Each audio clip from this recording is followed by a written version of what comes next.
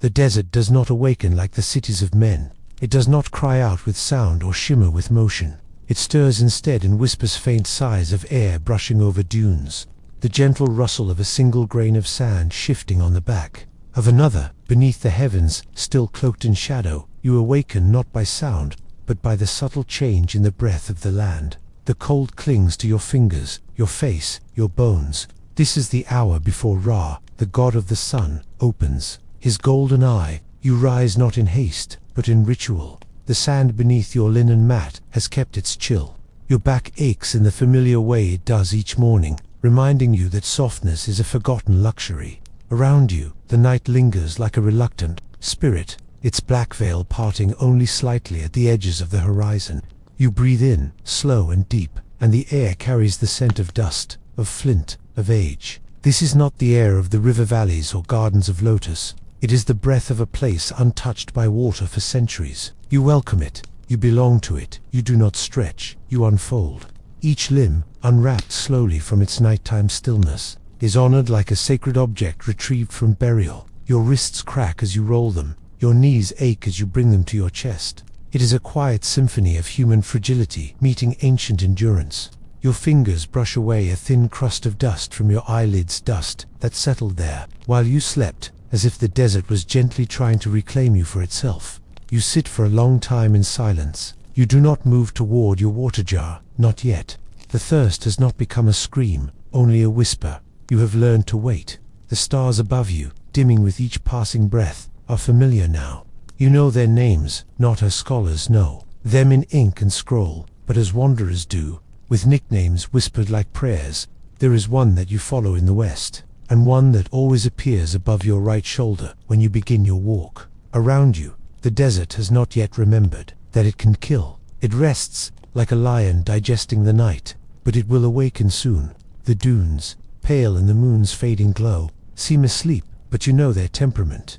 They shift when no one is looking. They vanish trails behind you like secrets swallowed. By time you tighten the cloth around your ankles, loose sand has a way of finding skin, of biting without teeth. You reach for the oil flask at your side, an alabaster vial, sealed with a scrap of reed. It contains only the smallest ration of scented protection, a blend of date oil, myrrh, and cedar. With your fingers, you anoint your face and neck, not for beauty, but survival. The scent stings your nose gently, and you remember your mother's hands doing this for you, long ago, before your first long journey. She is a memory now. Or perhaps she is this oil dot. You wind your linen cloth over your head with methodical reverence. It is not just for heat. It is armor, disguise, ritual. One wrap across the brow, two across the nose, one under the chin.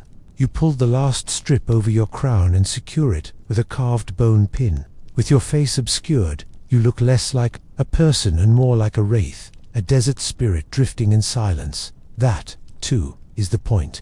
In a land where gods are many, sometimes survival means pretending you are not of flesh. The sand under your sandals is soft in the early light. You do not walk yet, but you stand, slowly, testing each limb. Your left knee still stings from where you slipped on a sharp rock 2 days ago. You favor your right, shifting your weight. The pain is not loud, it speaks in murmurs. You welcome murmurs. It means your body is still speaking to you. The real danger begins when it goes quiet. You glance to the east. The horizon is a deep blue now, bruised by the first hints of coming fire. Ra stirs behind the curve of the earth, and you whisper his name without speaking it aloud. In the old ways, it is said that to speak the name of a god before he rises is to call attention to yourself too soon. You wait, your hands folded before you, your heart steady. The light will come whether you welcome it or not, but you choose to welcome it. Your staff is carved of tamarisk wood, its surface smoothed by years of travel. It leans against a stone now, patient as a companion. You retrieve it slowly, pressing your palm to its worn handle, feeling the ridges left by time and salt. You press the base of it to the ground. The thump echoes faintly in the sand. This sound, this grounded heartbeat, tells you that you are no longer dreaming. The waking has begun. Your pack is light, because it must be. Weight is an enemy in this land. Inside it are 3 strips of dried fish, 4 balls of pressed dates, 2 cloth-wrapped discs of barley bread, and a water skin tied with a reed stopper. There is also a clay shard with a name scratched into itos, or the name you gave yourself when you left your village. Names, like water, are easily lost in the desert. This shard reminds you that you are not a ghost. You walk 10 paces to where you set your jar the night before, buried halfway in sand to stay cool. The corked neck peeks above the dune like the snout of some buried creature. You uncover it gently. The clay is cool to the touch, a blessing in a land where heat devours memory. You drink, but only 2 mouthfuls. It tastes of earth and old rivers. It is enough, more than enough. You rinse your lips, close the jar, and whisper your thanks. The first ray of sunlight slices the sky with gold. It is not gentle. It comes like a blade, carving the blue from the black. You bow your head. This is not worship, it is recognition. Ra has awakened, and now, so must the land. The cold air thins, the shadows grow shorter. The insects begin their slow return to life. Even the stones seem to exhale beneath your feet. The silence that once embraced you now retreats. You begin the ritual of observation. You study the direction of the wind by watching the dance of your linen fringe. You drop a handful of dry sand and watch how it scatters. Westward today. You note this. You always note this. The desert's temperament changes like a cobroquig, and often without warning. The wind is your whisperer. It speaks, and you must never stop listening. Far ahead, dunes roll like the backs of sleeping beasts. Somewhere beyond them lies your destination, though you do not know its name. You do not need to. You are not a merchant following a trade route. You are not a soldier bound to orders. You are something else now, perhaps a memory of a traveler once dreamed by the gods. You walk because the walking is holy. You pass by the outline of last night's fire, just 3 blackened stones and a smear of ash. You do not disturb it. It served its purpose, and now it returns to the land. The desert does not keep trophies. Even the greatest of monuments, if left unguarded, are swallowed. The Sphinx itself loses a little more of its face each century. What are you, then, but breath? You step forward, slowly, deliberately, 1 foot, then another. You do not hurry. The desert punishes haste. You remember the story of a runner who tried to outpace the sun. His bones now rest beneath a rock shaped like a tongue. The desert is filled with lessons written in silence. You carry them all, even the ones you haven't earned yet. Each footfall leaves a mark, not for long, but long enough. You look back, only once. Behind you, a faint line of footprints, already blurring in the morning wind. This is always the way. The desert does not remember where you've been. It only asks if you can survive where you are. You pull your cloth tighter around your face and answer in silence. The day begins not with noise, but with intention. The insects rise, the heat breathes in, and you become smaller under the widening sky. Your shadow stretches before you now, long and narrow like the path ahead. You walk into it not with fear, but with rhythm. The desert is not your enemy, it is your witness, and you are ready to be seen. The linen lies folded beside you, soft but brittle with age. Its fibers carry the scent of cedar and sweat, old rituals and forgotten fingers. It was once white, pure as the bones of ibis wings, but now it is the color of sun-aged parchment. Each thread has known the wind, the sand, and perhaps 1,000 silent prayers whispered through cracked lips. You unfold it slowly, as if it were a scroll meant for the gods alone. One mistake in handling, and it might tear like memory. You do not dress in haste. Dressing in the desert is not simply covering the body, it is invocation. You begin with the longest strip, wrapping it from your ankle upward in spirals. The cloth is cool at first, then warms against your skin like the embrace of an elder. Around the calves, firm but never tight. Each layer must breathe. If the wind cannot move through it, neither can life. Too loose, and the sun will find you. Too tight, and you will not last the noon. Over your knees, across the thighs, around the hips, the linen binds you like a secret. It does not hide you, it reveals your understanding. This ritual is older than your ancestors, handed down not in words but in repetition. Nomads and priests alike knew the desert would devour those who faced it bare. The sun was not an enemy. To be challenged, it was a god to be honored, to be negotiated with. Wrapped in fabric as offerings are wrapped in tombs. Next comes the oil. You remove the small jar from your satchel. It is stoppered with beeswax, melted and cooled into a tight seal. You press your thumbnail into the seam, carefully prying it open. The scent emerges slowly. First the sweetness of pressed figs, then the sharp lift of frankincense. Beneath that, a trace of something ancient and sour, perhaps the ghost of old ceremonies held in buried shrines. This oil is not for vanity. It is armor. You dip your fingers in, letting the warmth of your skin soften the surface. Then, with reverence, you touch it to your forehead, your temples, your throat.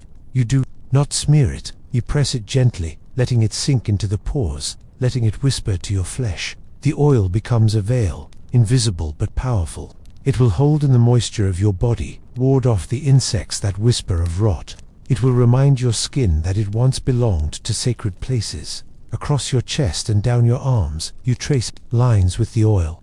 Lines that once might have meant something, paths of protection, symbols of awakening, or perhaps echoes of stars. You no longer know the meaning, but your hands remember the motion. You coat the places that will burn first, the shoulders, the back of the neck, the tops of your feet. You do not waste a drop. In this land, to waste anything is to offer yourself to death without dignity. When the oil has settled into you, you wrap the second layer of linen. This one is thinner, almost gauze. It flows over your shoulders like mist, over your chest like water. It does not constrict. It moves with the wind, lets your body breathe. These are the wings of your silence. You bind it beneath the arms, cross it at the chest, and knot it at the back with fingers that have practiced this in darkness, in haste, in prayer. Then comes the third, wrap the desert's mask. It is not a full covering yet, but it is close. You lift the end of the linen and bring it across your mouth, tucking it just beneath your cheekbone. The wind cannot enter your lungs now. The sand will meet only fabric. You smell only the faint residue of the oil and the salt of your breath. In the desert, breath is sacred. It must not be wasted on speech unless needed. Your arms move in rhythm now. There is a song in the silence, a pulse that is carried through generations of wanderers who prepared their bodies this way. You hear it faintly in the back of your mind, perhaps a lullaby your grandmother once hummed, or a chant from temple walls echoing across stone. Each wrap of cloth, each placement of oil, each breath drawn through linen, these are the lyrics. You are singing with your skin. There is no mirror here. You do not need one. The desert offers no vanity. What you wear is not for appearance, it is for survival, for spirit, for stillness. But if you could see yourself, you would appear as a figure drawn on old tomb walls, face half-veiled, eyes solemn, garments rippling like water in wind. You look like someone who does not belong to time. You look like someone the gods might notice. You reach for your final wrap, the cloak. It is longer, dyed with the dust of crushed ochre and lotus petals, faded, but not forgotten. It smells of fire and faraway things. You drape it over your shoulders and fasten it with a pin carved in the shape of a lotus in bloom. It once belonged to your older brother. He walked into the dunes one season and never came back. This cloak is all that returned. Now it is yours. The sun has risen farther now. Its light paints the dunes in gold and blood. You can feel its first teeth on the back of your neck. You pull your linen higher, letting it cover the tender skin. The fabric clings to the oil, creating a seal. Your sweat will remain with you longer. It will not abandon you to the heat so quickly. In the desert, everything tries to escape the body. You must learn to keep it in, without suffocating the soul. You crouch and touch the earth with your fingers just briefly. You feel the coarseness of the sand, still cool in its deeper layers. Then you rise again, pressing your palm to your chest, feeling your heart beneath the wrappings. It is not fast, not slow, balanced. You are ready. You are armored, not in steel, but in cloth, oil, memory. The desert respects those who prepare. You tie a thin strip of linen around your waist, not for holding anything, but to remind you that there is a center. When your mind begins to drift in the heat, this strip will ground you.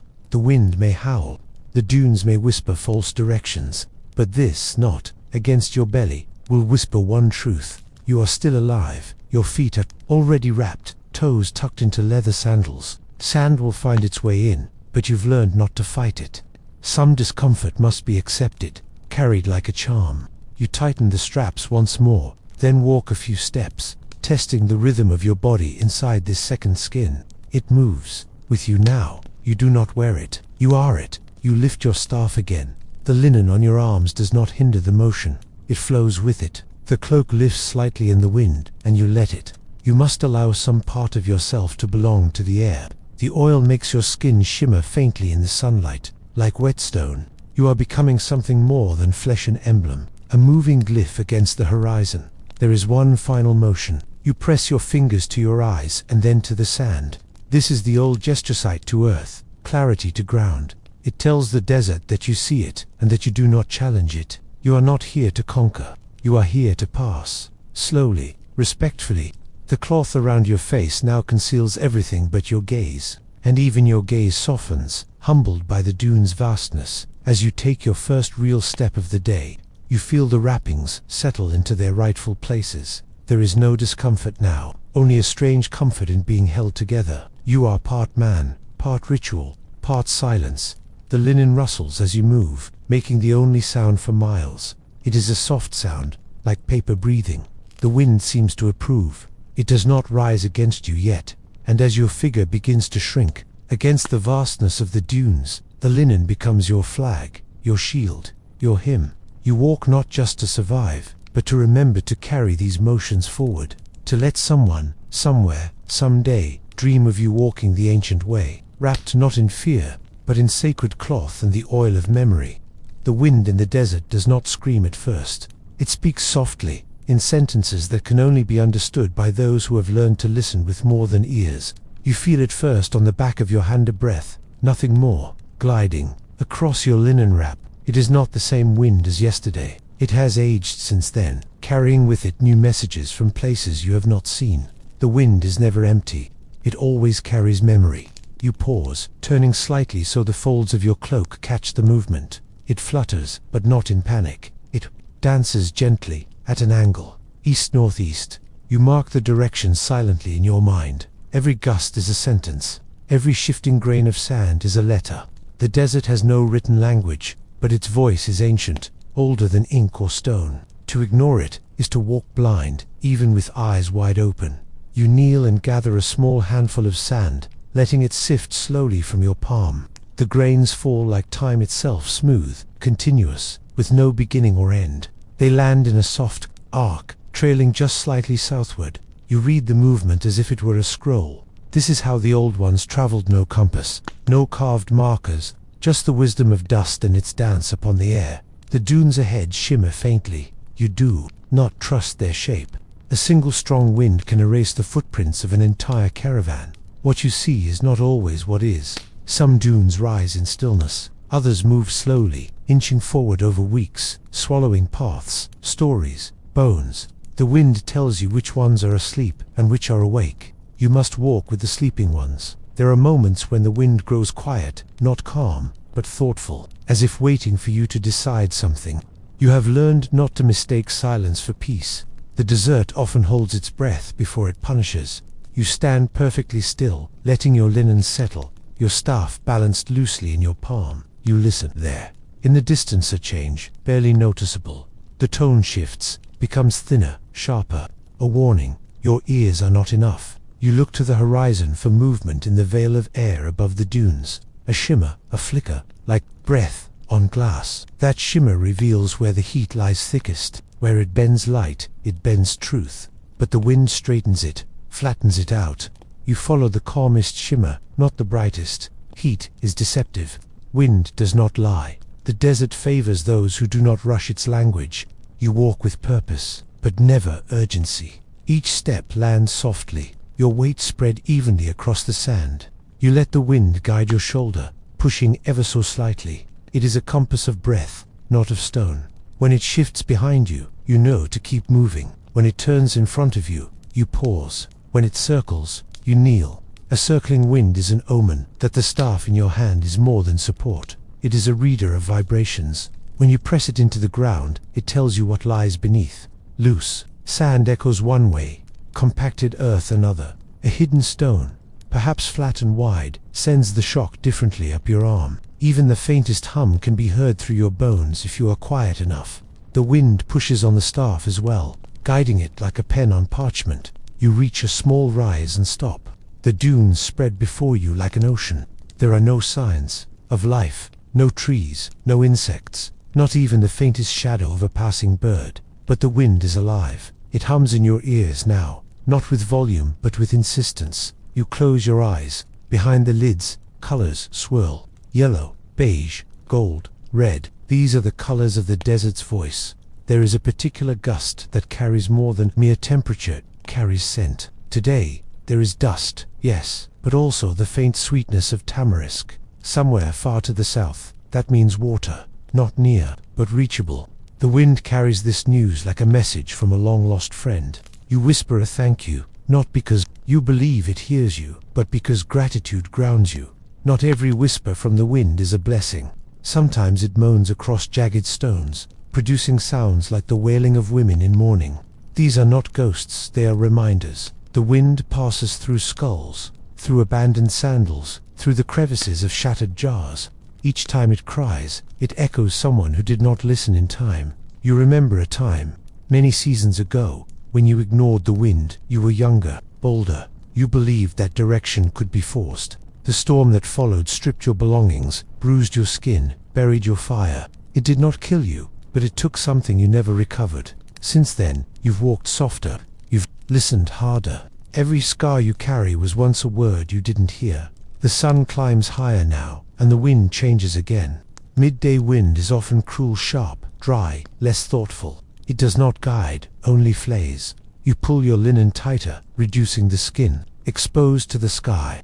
The sound of your breath beneath the cloth is louder now. Each inhale is met with the resistance of fabric. You become aware of your own fragility, and still, the wind speaks. Ahead, you see a rise of darker sand, not red, but rusted brown, mixed with bits of basalt and black stone. A windbreak, perhaps, a place where the air pools briefly before moving on. You make your way toward it, knowing that in its shadow the wind may be quieter, more generous with its whispers. You do not expect shade, only a moment to think. The wind, like memory, needs space to be heard. You reach the stones and crouch behind them. The wind dulls slightly. In this hush, you hear other things, the ticking of sand against your cloak, the distant caw of a crow, the barely audible creak of your leather strap as you shift your satchel. Even these are part of the desert's grammar. Sound, like wind, is sacred here.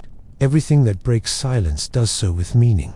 You pull your water jar slightly from its pouch, but do not drink. You touch it, feel its coolness. The wind rattles gently against the stones, like fingers tapping a tomb. You remain still. Minutes pass, perhaps more. You do not count. Time is unimportant. The wind does not measure time, it only moves through it. You wait until your heartbeat matches the rhythm of the air before rising. As you step forward again, the wind rushes back to meet you. It does not resist, it embraces. It has watched you pause, and now it blesses your journey. You feel it, at your back, not harsh, but firm. It wants you to move. You obey. Walking now feels like gliding. The sand is soft underfoot, but not sinking. You have found the path of least resistance, and that path is always given by wind. Occasionally you see signs carved not by hands, but by airlines in the sand where the wind has traced curves like calligraphy, or small spiral pits where it danced in place. You pause to admire them. These are not accidents. They are desert hieroglyphs, prayers written in motion. You are walking through scripture, though no priest would call it so. The wind thickens briefly. You brace your cloak tighter, lowering your head. It is not a storm yet, just a tantrum. The desert is testing you, as it always does. You move slowly, leaning into the breath of the land. Your staff plants firmly. The sand resists, then yields. You continue, wordlessly, a sentence unfolding in movement. That you think of the ancestors, those whose bones lie buried beneath layers of wind-blown earth. They too once walked this silence. They too read the air, listened to the song of dunes. Their ears may be gone, but their footsteps still whisper beneath the wind. You wonder if, one day, someone will listen to yours the same way. A bird passes overhead, dipping low. Its wings catch the wind, using it not as resistance but lift. You envy it briefly, then remember, you too are being carried, not in flight, but in awareness. The wind does not hold you up, but it moves with you. That is enough. That is wisdom. That is what the desert has always asked of those who wish to cross it. Walk with, not against. By the time the sun reaches its cruelest angle, you have already adjusted your pace. You walk in zigzags now, letting the wind cool one side of your body, then the other. You do not fight the heat. You read its partnership with the wind. Their dialogue is ancient. You are merely a guest, a quiet one, wrapped in linen, reading the pages of the sky with every step, and still the wind speaks. The water jar does not speak, yet it is the most sacred companion in your journey. It hangs at your side, nestled in linen, shielded from the sun with care and reverence. Its curved form is not just utility, is memory, hope, life itself shaped. In fired clay, every chip along its rim tells a story, every stain a distant riverbed, every bead of condensation a miracle. You touch it as one would touch a relic. For what is this vessel, if not your God in disguise? You remember when it was first handed to you. A woman older, silent, passed it into your grasp without words. Her eyes carried dust and warning. She pressed her fingers to the jar, and then to your lips. You understood. Speak less, drink less. Let your thirst teach restraint, not panic. Since that moment, the jar has become more than clay. It has become your teacher, your altar, your silence given weight. Its stopper is made of waxed linen, wound tightly and sealed with a stone. You inspect it gently every few hours, not to drink, but to remind yourself it is still there, still full, still loyal. You never assume. The desert tests every assumption. You have learned not to trust even what you carry. A single crack in clay, unseen, can spill your life while you sleep. And so, you check, and you thank God at dawn. The jar remains cool. Buried halfway in the sand each night, it steals the chill of the deep earth. You lay it there like a sleeping child, trusting the desert not to steal it. In the morning, you dig it out with your hands, brushing away the sand with reverence. Each grain clinging to its side is a whisper of the night's safety. If the jar remains untouched, you have passed another trial. You do not drink when you want, you drink when it is earned. The thirst begins in the lips, then moves to the tongue, then curls at the back of your throat like a snake uncoiling. You wait until it hisses, until it curls tighter. Only then do you unseal the stopper. Your fingers move slow, never tearing the linen. To rush is to spill, and spilling is death wrapped in accident. The water smells faintly of limestone and clay. It is not sweet, it is not cold, but it is everything. You tilt the jar just slightly, one mouthful, no more. You swish it slowly, as if tasting incense. You do not swallow immediately. You savor. You close your eyes. The water presses against the roof of your mouth, and then slides down like a memory returning home. Your body shivers, not from cold, but from relief. Sometimes, you speak to the jar only when alone, only in moments when the silence has become too wide to bear. You murmur nothings, short phrases, half-remembered hymns.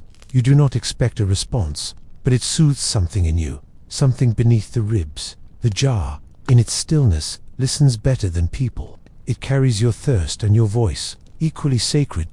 There are marks scratched onto its base symbols you did not place there. Perhaps its maker, perhaps someone before you who survived with it, or died with it. You run your thumb along them in the evenings, tracing curves and notches. You try to read them as you would stars. Maybe they are names, maybe warnings, maybe prayers. You don't need to understand them to believe in them. When wind grows fierce, you shield the jar beneath your cloak, not for warmth, but for silence. The sand bites everything, but the jar, in its belly, contains softness. The water inside should never be rattled.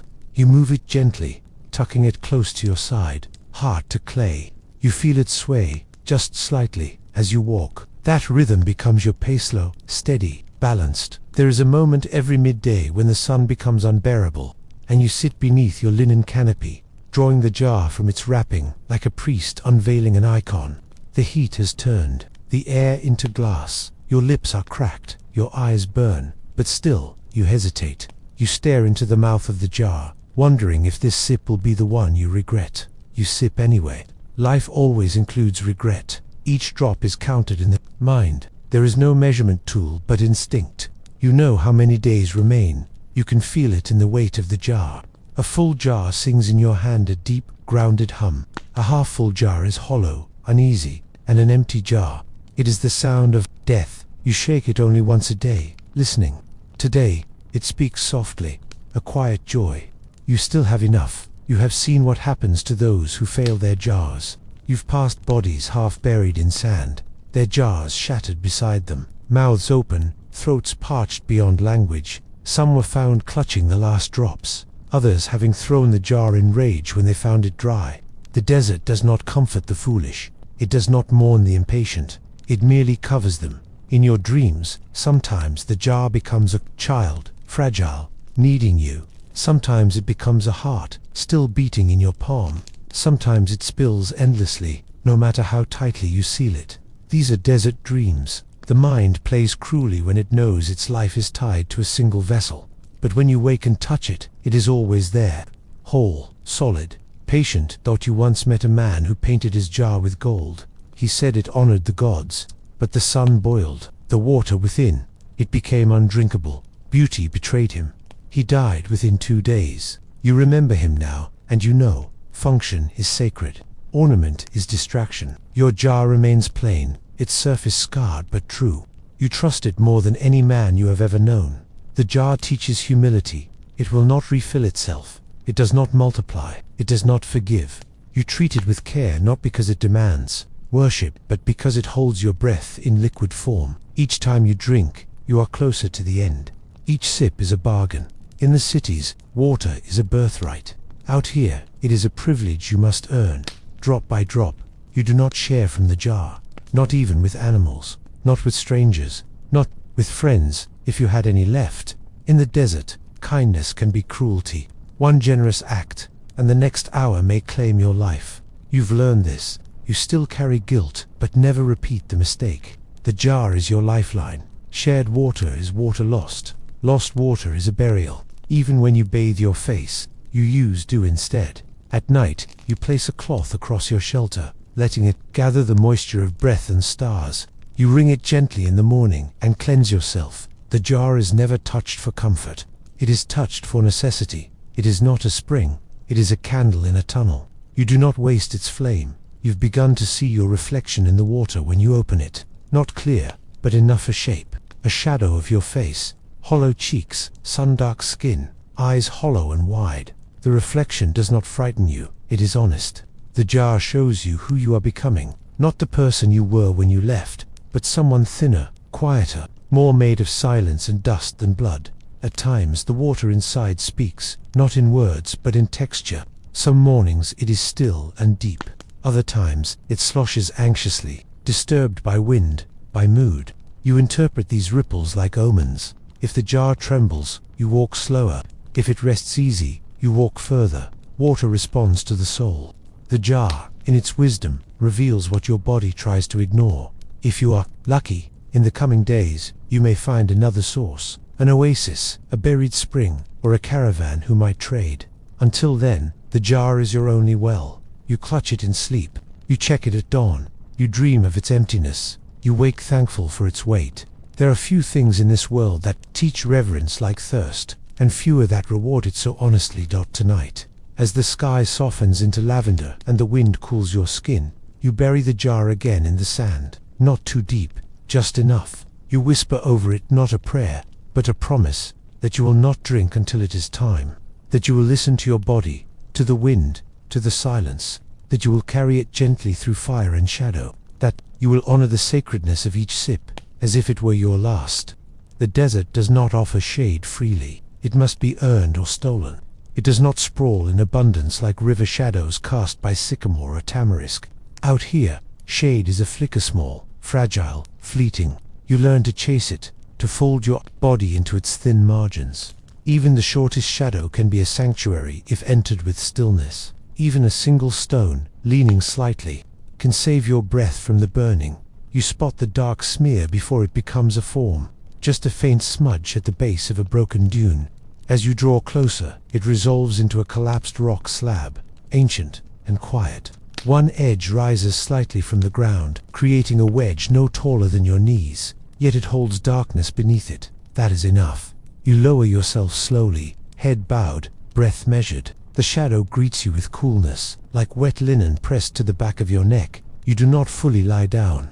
The desert punishes those who stretch too far, who relax too completely. You sit, cross-legged, elbows on knees, the cloak draped loosely over your shoulders. The shade beneath the rock covers only half your body, but it is a mercy. One shoulder chills, the other burns. You do not move. You let the contrast teach you. This is how balance survives here, not by comfort. But by contrast, the wind dulls as you sit. It passes above and beyond, indifferent. It no longer speaks directly to your skin. In the hush, your thoughts become louder, sharper. Hunger begins to whisper from your belly. You ignore it. Hunger in the heat is dangerous. It draws blood away from breath. You press your palm to your sternum, grounding yourself. You are not starving. You are listening. The body must learn patience before it earns reward. The light outside the shadow sharpens. It glows like molten bronze. It does not flicker. It pulses deep, slow, constant. Your eyes do not meet it.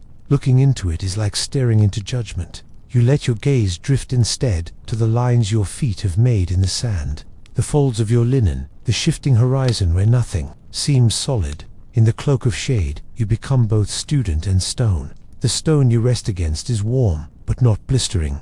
It holds the memory of night.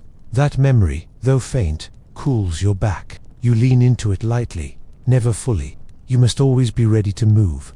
The desert does not always warn before it asks you to leave. It may throw wind, or insect, or silence against you suddenly. Shade does not mean safety. It only means a chance to listen longer. Your water jar rests beside you, untouched. You run your fingers along its side, feeling the contrast between your own warmth and its buried coolness. You count your breaths, 12 slow inhales, 12 measured exhales, each one like the tide of an invisible sea. The desert becomes quieter the longer you sit, not from absence of sound but from your own surrender to it. There is a stillness that only shade provides. It is not just the absence of heat, it is a pause in the test. The sun is a question, asked constantly. The shade does not answer. It merely holds space until you can. In this pause, you feel the weight of your own limbs, the ache in your knees, the sand tucked into your sandals. You welcome them all. They are signs that you still exist. You draw your cloak tighter across your chest, creating a small tent of privacy. Inside it, the air is stale but shaded. You press your forehead to your knees, and for a moment, just a brief, precious breath, you close your eyes. You do not sleep. Sleep is not safe. But you drift, weightless, letting your mind wander through fragments. You see rivers you once knew, faces now distant, the outline of a boat drifting toward the stars. A buzzing insect cuts the stillness. It hovers at the edge of the shadow, curious. You do not swat. You watch. It moves on. Even the smallest things here seek shade. Ants, lizards, beetles all gather beneath rocks and bones.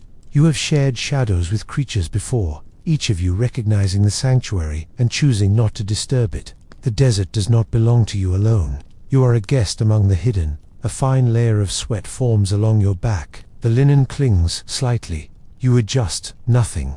Movement creates heat. Instead, you breathe slower. The sun waits for your impatience. It wants you to emerge too soon.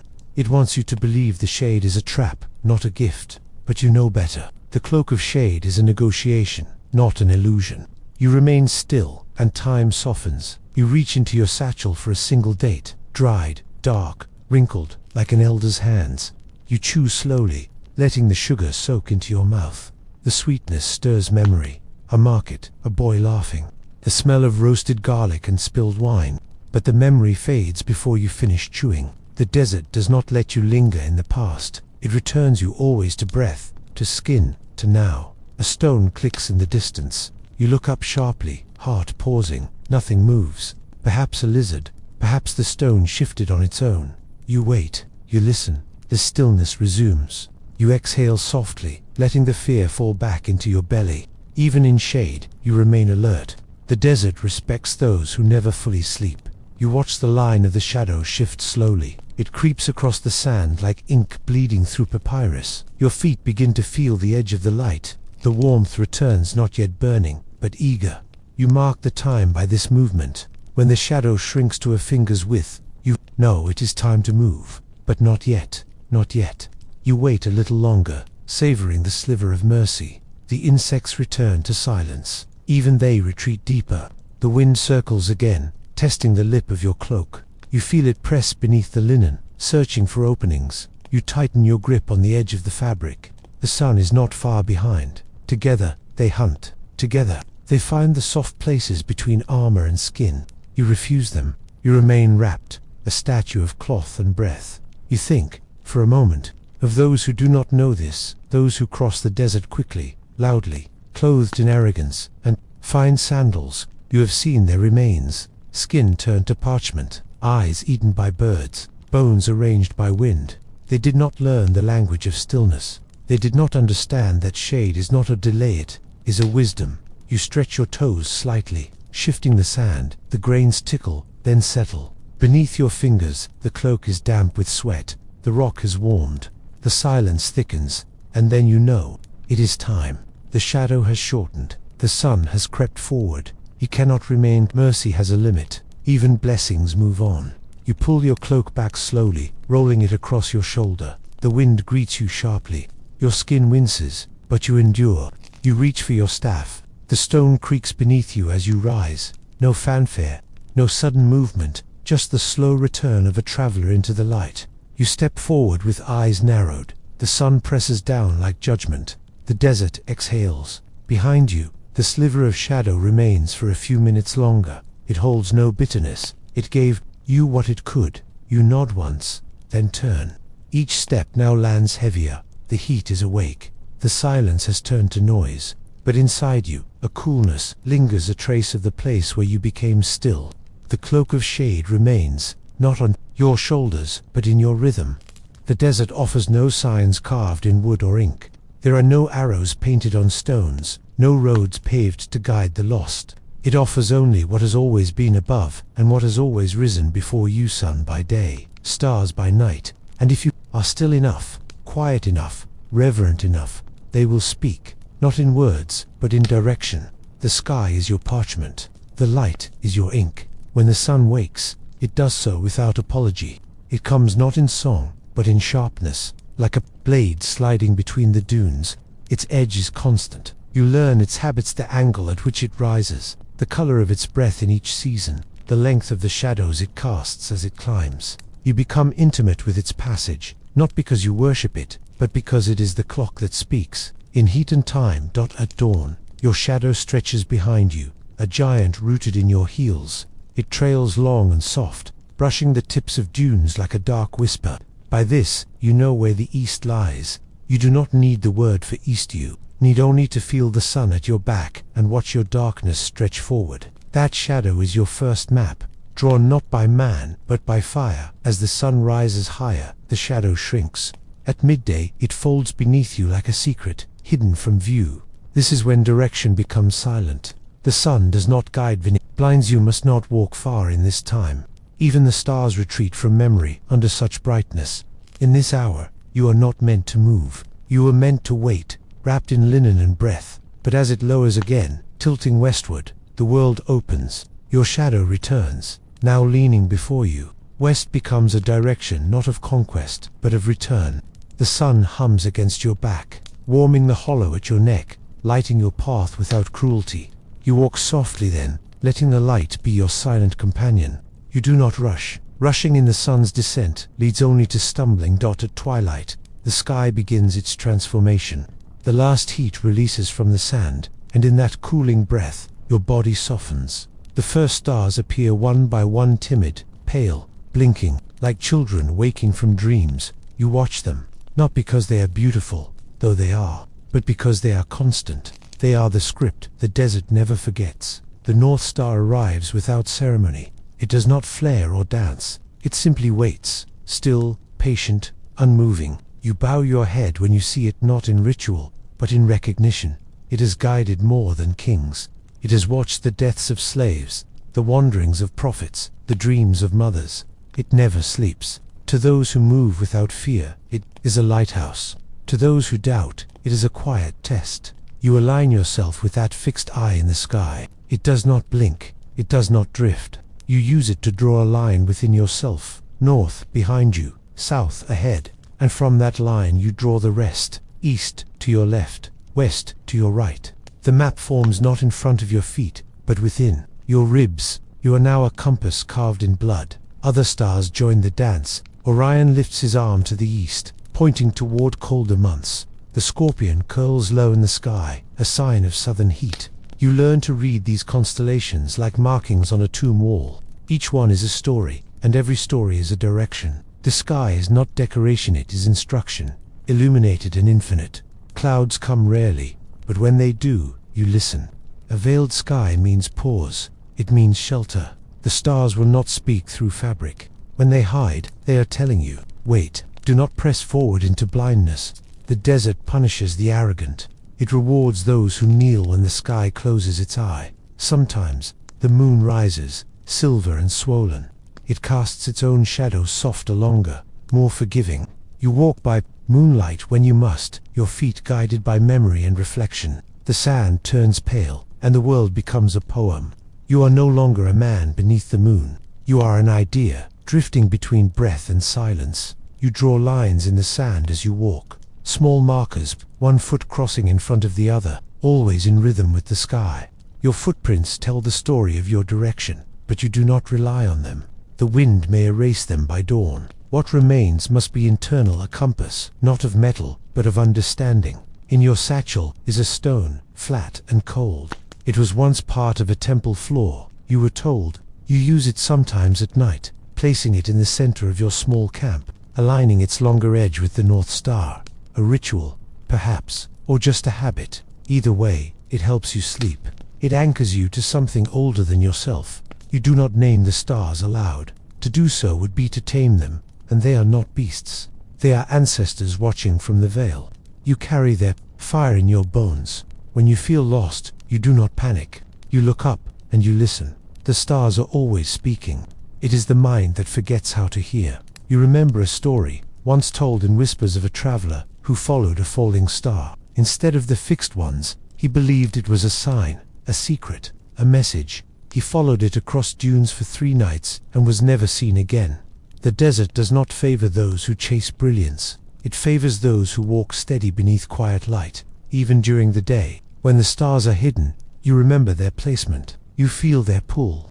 The desert sun may dominate the sky, but the stars remain behind it, watching you orient yourself, not by their light, but by their memory. That memory becomes your path. That path becomes survival. There are no shortcuts. In this sky, no signs that say here or there. Only movement and trust. You walk with your eyes half lowered, letting the heavens draw your map. Each day, the sun begins again. Each night, the stars remind you that no man is ever truly alone when he can read the sky. In cities, direction is given. In temples, it is dictated. But here, in the open breath between dune and nightfall, it is learned. Your compass is not in your hand. It is in your shadow, in your silence, in your willingness to be guided. The sun burns, the stars whisper. You listen to both, without needing to ask why. When the sky shifts with season, so too does your memory. You recall which stars lian toward the Nile, which stretch toward the mountains, which herald sandstorms. They change, but they return. Always they return. That is the promise of the desert. It may test you, scatter you, blind you, but the sky, if remembered, always brings you home. And tonight, as you lie beneath the open bowl of heaven, the stars pulse above you in silence. You do not name them, you do not count them, you simply breathe with them. Their stillness enters you, and for a moment, even your thoughts grow quiet. The desert sleeps, and the compass above you never closes its eyes. The soles of your feet no longer know softness. Once, they were tender things, flesh easily wounded by stone or thorn. But now they are wrapped in thickened skin, calloused and cracked, darkened by years of sun and sand. Even your sandals, once new, have become hardened extensions of your body. Leather upon leather, you walk not in fashion but in endurance. Each step is a verse, each blister a psalm. The desert has written its scripture across your feet, and it writes without mercy. When you walk, the world falls behind you in pieces, not through violence, but through time. Every footfall is a separation from the place before, from the self before. You do not drag your feet, nor lift them high. You move with the humility of one who knows every step could be the last to land. Gently, the sand beneath is never the same. It shifts with the hour, with the wind, with your own shadow. You have learned to walk without expecting sameness. Your stride has shortened over the years. Once you ran feet light, thoughts racing ahead of the horizon. Now, your pace is deliberate, measured. You do not race the sun. You do not flee from memory. You walk as if each movement is part of an ancient ritual.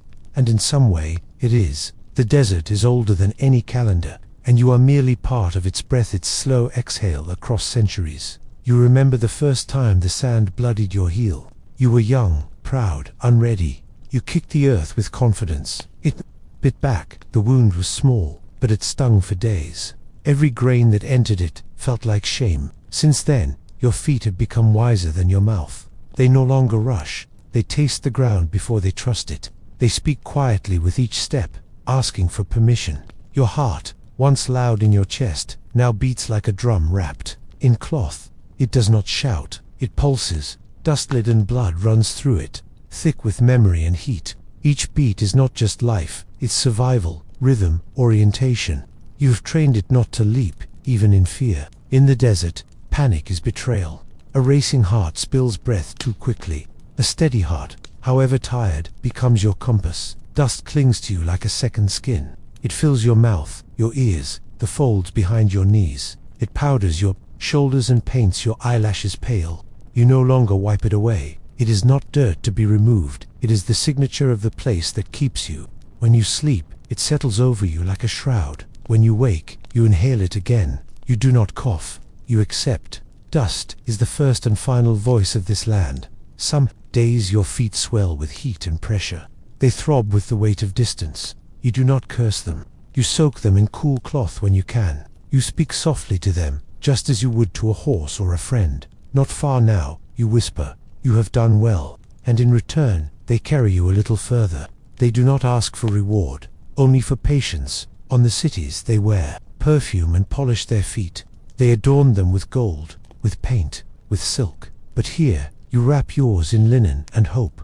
They are not to be seen, they are to be preserved. They are not soft, they are faithful. Even cracked, even bleeding, they move forward. When the gods ask who loved the desert, your feet will be first to answer. Each toe is a sensor, each arch a reminder. You feel the slope of the land beneath you, the steep rise of dune, the sinking softness of unsteady earth, the hard crust of sunburnt rock. Your feet adjust before your eyes do. They know how to lean, how to spread, how to brace. You trust them even in the dark, especially in the dark. Sight is a luxury. Contact is truth. You have lost nails. You have grown new ones. You have bound blisters with scraps of cotton, smeared salve, mixed from herbs and ash. You no longer wince. Pain has become a kind of weather present, but not personal. It passes over you and keeps moving. Your feet remain. The journey continues. The dust never sleeps, and neither do your soles. At times, the ground burns through your sandals. The leather softens, then stiffens. You step onto stone and hear it hiss beneath your heel. You do not flinch. You shift your weight, redistribute it. You've learned to walk lightly, even when the heat threatens to split the skin. You imagine each step leaving not a footprint, but a whisper. You move like smoke over coal. There are days when your feet bleed. The cracks open, red and wet, staining the straps of your sandals. You tear a piece of cloth from your tunic and bind them. You do not stop walking. Stopping is luxury. Stopping is invitation. The desert watches those who stop. The desert waits for stillness before it strikes. So you move, even if only a little, even if only in circles. Your heartbeat sometimes sync with your steps. Thump, step, thump, step. It becomes a chant, a liturgy of movement. You lose thought. You become motion. The line between the ground and your body disappears. You are not walking on the earth, you are part of it. Bound not by destination, but by rhythm. You are not lost. You are ongoing. Sometimes you speak aloud, if only to feel your voice again. You name your steps. This one is for the well I passed. This one is for the fire I'll build. This one is for the one I buried. Each step becomes a bead on a string, a prayer on a breath. You do not always know what you're praying for, but you keep praying, because the feet must believe there is something ahead. The sandals you wear are not beautiful. They are patched, weathered, mended with bits of sinew and hope. But they are yours. They have been with you longer than some memories. When they wear through, you do not mourn. You find new leather. You cut and tie with the precision of someone who has done this. In darkness, you fit them like you would armor. No piece wasted. No stitch ignored. There are moments when you envy the birds. Their wings do not blister. Their talons do not crack. They drift above you, unconcerned with thorn or ember. But then you feel the ground shift beneath your feet, and you remember your path is not meant for flight. It is meant for depth, for contact, for understanding through touch. The bird sees, you feel, and in feeling, you remember. You pass the bones of animals, sometimes men. Some still have sandals on, some have none. You look at their feet before their faces. You can tell if they were experienced, if they walked too fast, too far, if they carried water but not wisdom. You nod to them not in pity, but in kinship. The desert claims what it will. The feet only delay it. When rain comes, and it comes rarely, does not wash your feet, it baptizes them. The mud clings, sacred and strange. You feel weight again, coolness, softness. You walk slower then, letting the earth remember its own shape beneath you. The rain makes your steps feel new, but when it leaves and the dust returns, your feet know their old name again. Your feet ache most at night. They pulse with the memory of distance. You press warm cloth to them, massage the arches, whisper, "Thanks." They are not pretty. They are cracked like parched soil, but they carried you another day. That is enough. You sleep with them near the fire, exposed to the sky, like sacred offerings returned to the dust they know so well. In dreams, your feet continue walking. You see them stepping across endless plains, leaving no prints, touching no ground. You watch them move like wind over sand, like thought over silence. And even in sleep, you feel them burning, not with pain but with purpose. You wake, and they ache, but they also wait, ready, willing. You once walked beside someone you loved. You remember their steps beside yours, lighter, quicker, hopeful. Now their steps are gone, but your feet remember. The way they adjusted to walk beside another, the way they paused to listen, the way they stopped together beneath a starlit rock. Memory lives in movement. Even in solitude, your feet recall togetherness. When your journey ends, and it will, whether in death or water, you hope your feet will be washed, not by ceremony, but by earth, that they will return to sand, to dust, to silence, that the wind will cover them gently, the way it covers footprints at dawn, and that whoever finds you will know, this one walked far, this one knew the weight of the earth, and still, you walk. You do not feast in the desert. You nibble, you ration, you bless what little remains between your fingers. A single date becomes a banquet, a dried fig, a memory of sweetness now distant as the Nile's edge. You unwrap them with care, as if disturbing an ancient scroll. They lie in your palm, wrinkled and dark, shaped by sun and time. These are not fruits anymore. They are stories preserved in sugar, softened by centuries, handed down from tree to tooth to silence. You eat slowly, reverently. Teeth sink into flesh that resists at first, then yields with a sigh. The date's skin parts to reveal its grainy treasure, warm from your body's heat. You let it rest on your tongue before chewing, tasting not just the sugar, but the shade it once ripened under the hands that picked it, the jars that stored it, the prayer whispered before it was packed. In your satchel, it is nourishment, yes, but it is also remembrance. The fig is stranger, its texture like cracked leather wrapped around honeyed seeds. You chew it longer, more thoughtfully. It clings to your teeth, your throat, your past. You picture the fig trees back home, their thick trunks twisting skyward, their roots sunk deep into cracked earth. You remember climbing one as a child, your legs trembling on a low branch, laughing as juice stained your lips. That child is gone, but the fig remains. Sometimes you ration so tightly that you forget the taste. You eat half a fig, then save the rest for nightfall. You count the dates not by number, but by time. 3 more to reach the distant ridge. 2 more for the next moonrise. 1 for when the wind stops speaking. This is how you measure life, not by hours or distance, but by bites taken and bites saved. Time becomes edible.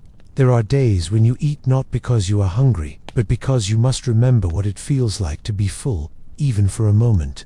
The dessert hollows your belly, then your ribs, then your thoughts. Hunger does not shout. Here, it whispers. It creeps behind your teeth and into your dreams. A fig is not just food. It is an anchor, a way to remember that you are still flesh, still living, still capable of sweetness. Sometimes you share a bite with the wind. You tear a piece of date and leave it on a rock, a quiet offering, not to gods, not to spirits, but to the silence, to the sand that carries you. You do not expect it to be taken, but you feel lighter for having left it behind. Giving is a kind of survival that teaches the soul to unclench, even in drought. Your fingers are stained with fig resin, sticky and fragrant. You lick them clean, one by one, not out of greed, but out of ritual. Nothing is wasted. The taste lingers, reminding you of harvest seasons long past, of hands passing bowls, of warm afternoons when hunger was simple, when eating was not an act of strategy. Here, every bite is a calculation and a blessing. The satchel that carries your food is worn thin, but lined in waxed cloth to protect against heat. Inside, wrapped in linen, the dates stay soft, the figs firm. You check them daily, not just for mold or spoilage, but for presence. Knowing they are there gives you strength. Hope does not always come in vision or voice. Sometimes, it is shaped like a shriveled fruit tucked in the corner of a bag. You remember once giving your last fig to a stranger. His lips were cracked, his eyes hollow. He held it out without words. He wept before he ate it. You never saw him again. But you remember his hands, the way they trembled, the way they cupped the gift like it was fire. That fig fed more than his belly, it fed your faith. The desert doesn't give many chances to be kind. When it does, you must act without fear. There are days when you dream of bread soft, warm, steaming with scent. You wake with saliva thick in your mouth, a ghost of hunger rising in your throat. But there is no bread here, no wheat, no oven. You shake the dream off and reach for your linen wrap, where 3 dates remain. You eat one slowly, chewing until memory and need become the same thing. Water and fruit are opposites in your body. The fruit grounds you, the water lifts you. One fills the belly, the other quiets the heart. You have learned not to eat and drink together. It overwhelms. Instead, you sip water hours after eating, letting the fruit's energies settle first. This is not superstition, it is survival. The body knows how to pace itself, if the mind allows it. When the sun lowers and the shadows stretch thin, you sit by a rock and open your satchel again. Another date, another moment of peace. The desert roars during the day, but hums during dusk. It lets you eat without haste. You lean against the rock, feel its warmth at your spine, and chew slowly, slowly. The wind stirs your cloak, but does not take your food. Tonight, it lets you be still. Sometimes, you run your fingers over the pits, the hard cores of dates, smooth and oval. You keep them in a pouch, not because you need them, but because they are memory made solid. You count them: 12, 20, 30. Each pit a meal endured, a day survived, a step closer to something, though you no longer remember what. You may plant one someday, if you find water, even if you don't live to see the tree. The figs begin to taste of dust after a while, but you chew them anyway. You tell yourself it's spice. That grit is just another part of the earth entering you. Some days, the dates ferment in the heat, growing soft and sharp with age. You eat them anyway. Your belly churns, but you are alive. That is enough. You no longer demand flavor. You seek fuel and grace. On rare days, you find other fruits, dried apricots traded from the east, carob pods from an old friend's satchel. You treat them like relics, tasting them slowly, their sweetness foreign and thrilling. You remember voices when you chew them, laughter, a name you haven't spoken in seasons. The desert takes many things, but it cannot take the flavor of memory. Never eat while walking. That is a rule you made long ago. Eating is stillness. Eating is thanks. Even when there's no time, you pause, one knee bent, hands cupped, eyes closed. You bless the dust, you bless the silence. You chew with eyes to the horizon. To eat in motion is to forget you are alive. You refuse to forget. There is a rhythm now: one date at morning, one fig by midday, one of either when the stars return. You stretch the supply like breath, like mercy. The days grow long, but the fruit lasts. Somehow, it always lasts. Like hope. It does not bloom, it does not shout. It shrinks, hardens, sweetens with time, but it lasts. You speak to the fruit, sometimes, before eating, a word, a breath, a quiet thank you, not out loud. The dessert would mock such tenderness, but in your mind, you whisper it. You bless the tree, the harvest, the hand that packed it. You let gratitude enter your belly with the food. It digests with the pulp. It leaves you lighter. You imagine feeding someone again, a child maybe, a stranger, your hand outstretched, the fruit resting gently in your palm. That image keeps you moving. It is not a promise, not a destination, but a vision, a soft ember in the cold cave of your ribs. You feed yourself so that one day you might feed someone else. Sometimes the fruit is gone before you expect it. A miscount, a careless moment, You sit still when that happens, and mourn, not for hunger, but for trust. The desert watches how you react. If you cry, it sends wind. If you curse, it sends heat. But if you wait, quiet, it gives you strength, not food, not rescue, but strength. And that is enough. You've learned to eat hope, like a fruit sparingly, gently, in silence. It does not fill the belly, but it lifts the eyes. It sweetens the tongue. It survives travel. It bruises, but it does not rot. It becomes stronger under weight. And so you carry it, beside your figs, inside your dates, between your ribs. And tomorrow, when the sun rises and your belly rumbles again, you will unwrap one more fruit. You will bite, chew, swallow, and walk. Not because you are strong, but because you are still here, still breathing, still feeding on what little sweetness remains in this long sunlit silence. The shimmer appears first, trembling just above the sand, like a thought not fully formed. It pulses softly, a silver thread unraveling on the horizon. Your breath catches, not with hope, but with caution. You have seen this before. The desert draws illusions the way an old poet draws sighs. It offers pictures stitched from thirst and light, and if you run toward them too fast, they vanish, laughing into heat. You stop walking, your heels sinking slightly into the dune's slope. The wind curls past you, stirring your cloak. You raise your hand to shade your eyes and stare. There it is again. A glint of green, a flicker of still water, a hint of shade clustered together like gossiping gods. But the desert has tricks older than time. Not all that shimmers is wet. Not all that breathes is real. Your lips are cracked. Your skin powdered in salt and sand. The inside of your mouth tastes like old copper. And yet, you wait. You know the signs.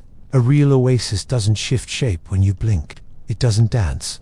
It waits, calm, like a truth, unmoved by doubt. You squint. Look again. The green remains still, patient. That's your first hint it might be real. You begin walking again, but slowly. No sudden hope, no racing feet. The desert loves haste, it feeds on it. But a true traveler walks with suspicion, even toward salvation. You let your stride shorten. You keep your breathing shallow. One eye on the horizon, one on the ground. You must not stumble here. This could be illusion, or it could be the place that saves your life.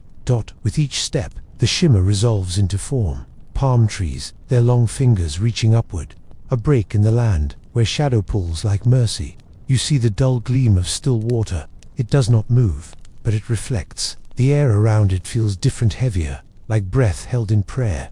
You feel something loosen inside your chest.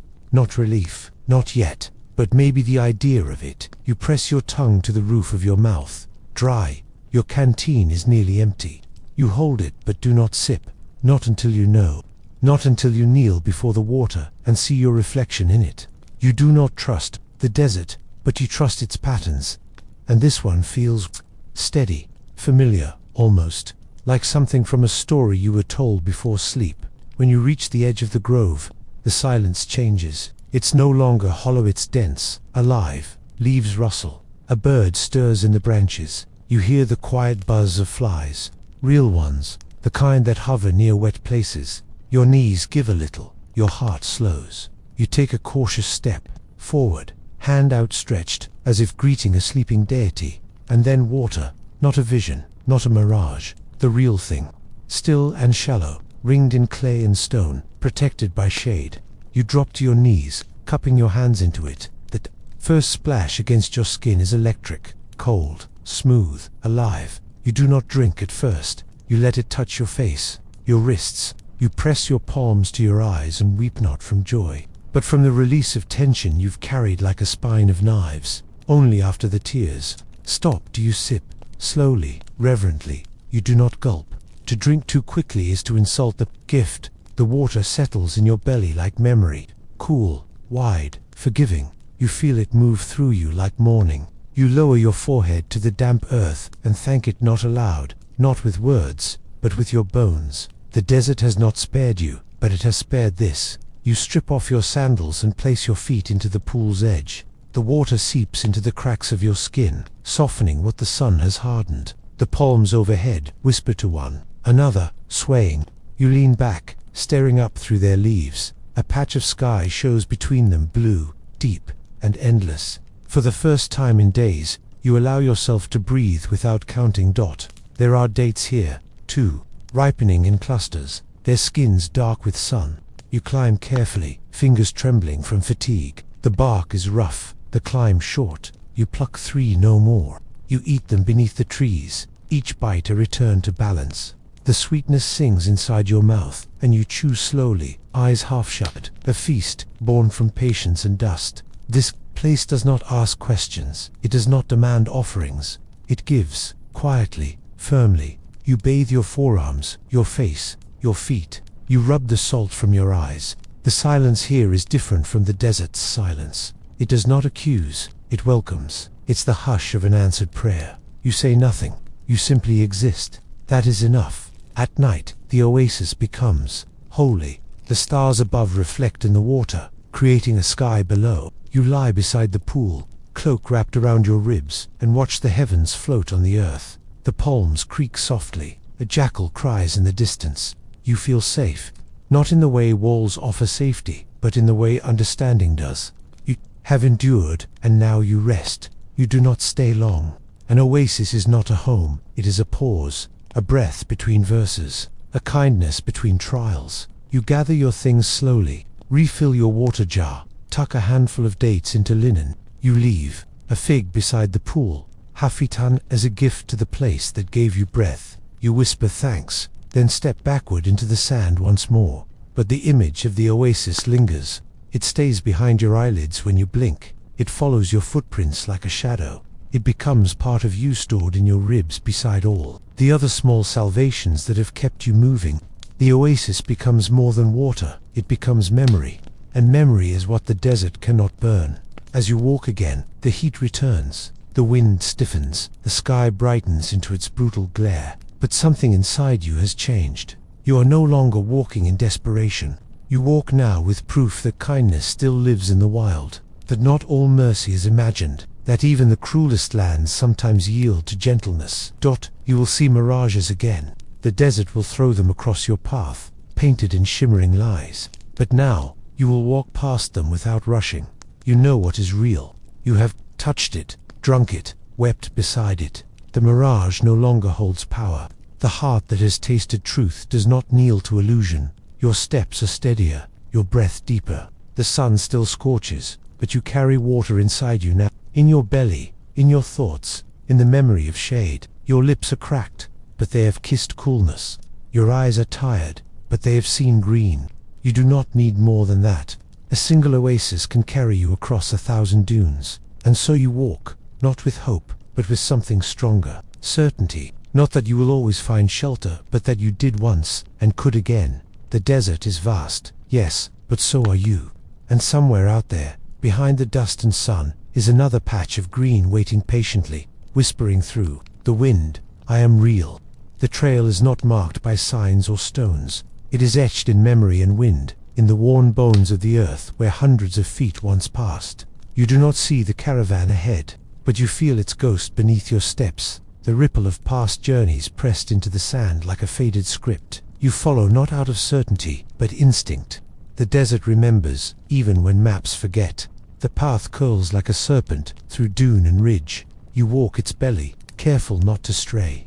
The wind tries to blur the edges, tries to sweep away the footprints of time, but the trail persists, faint but faithful.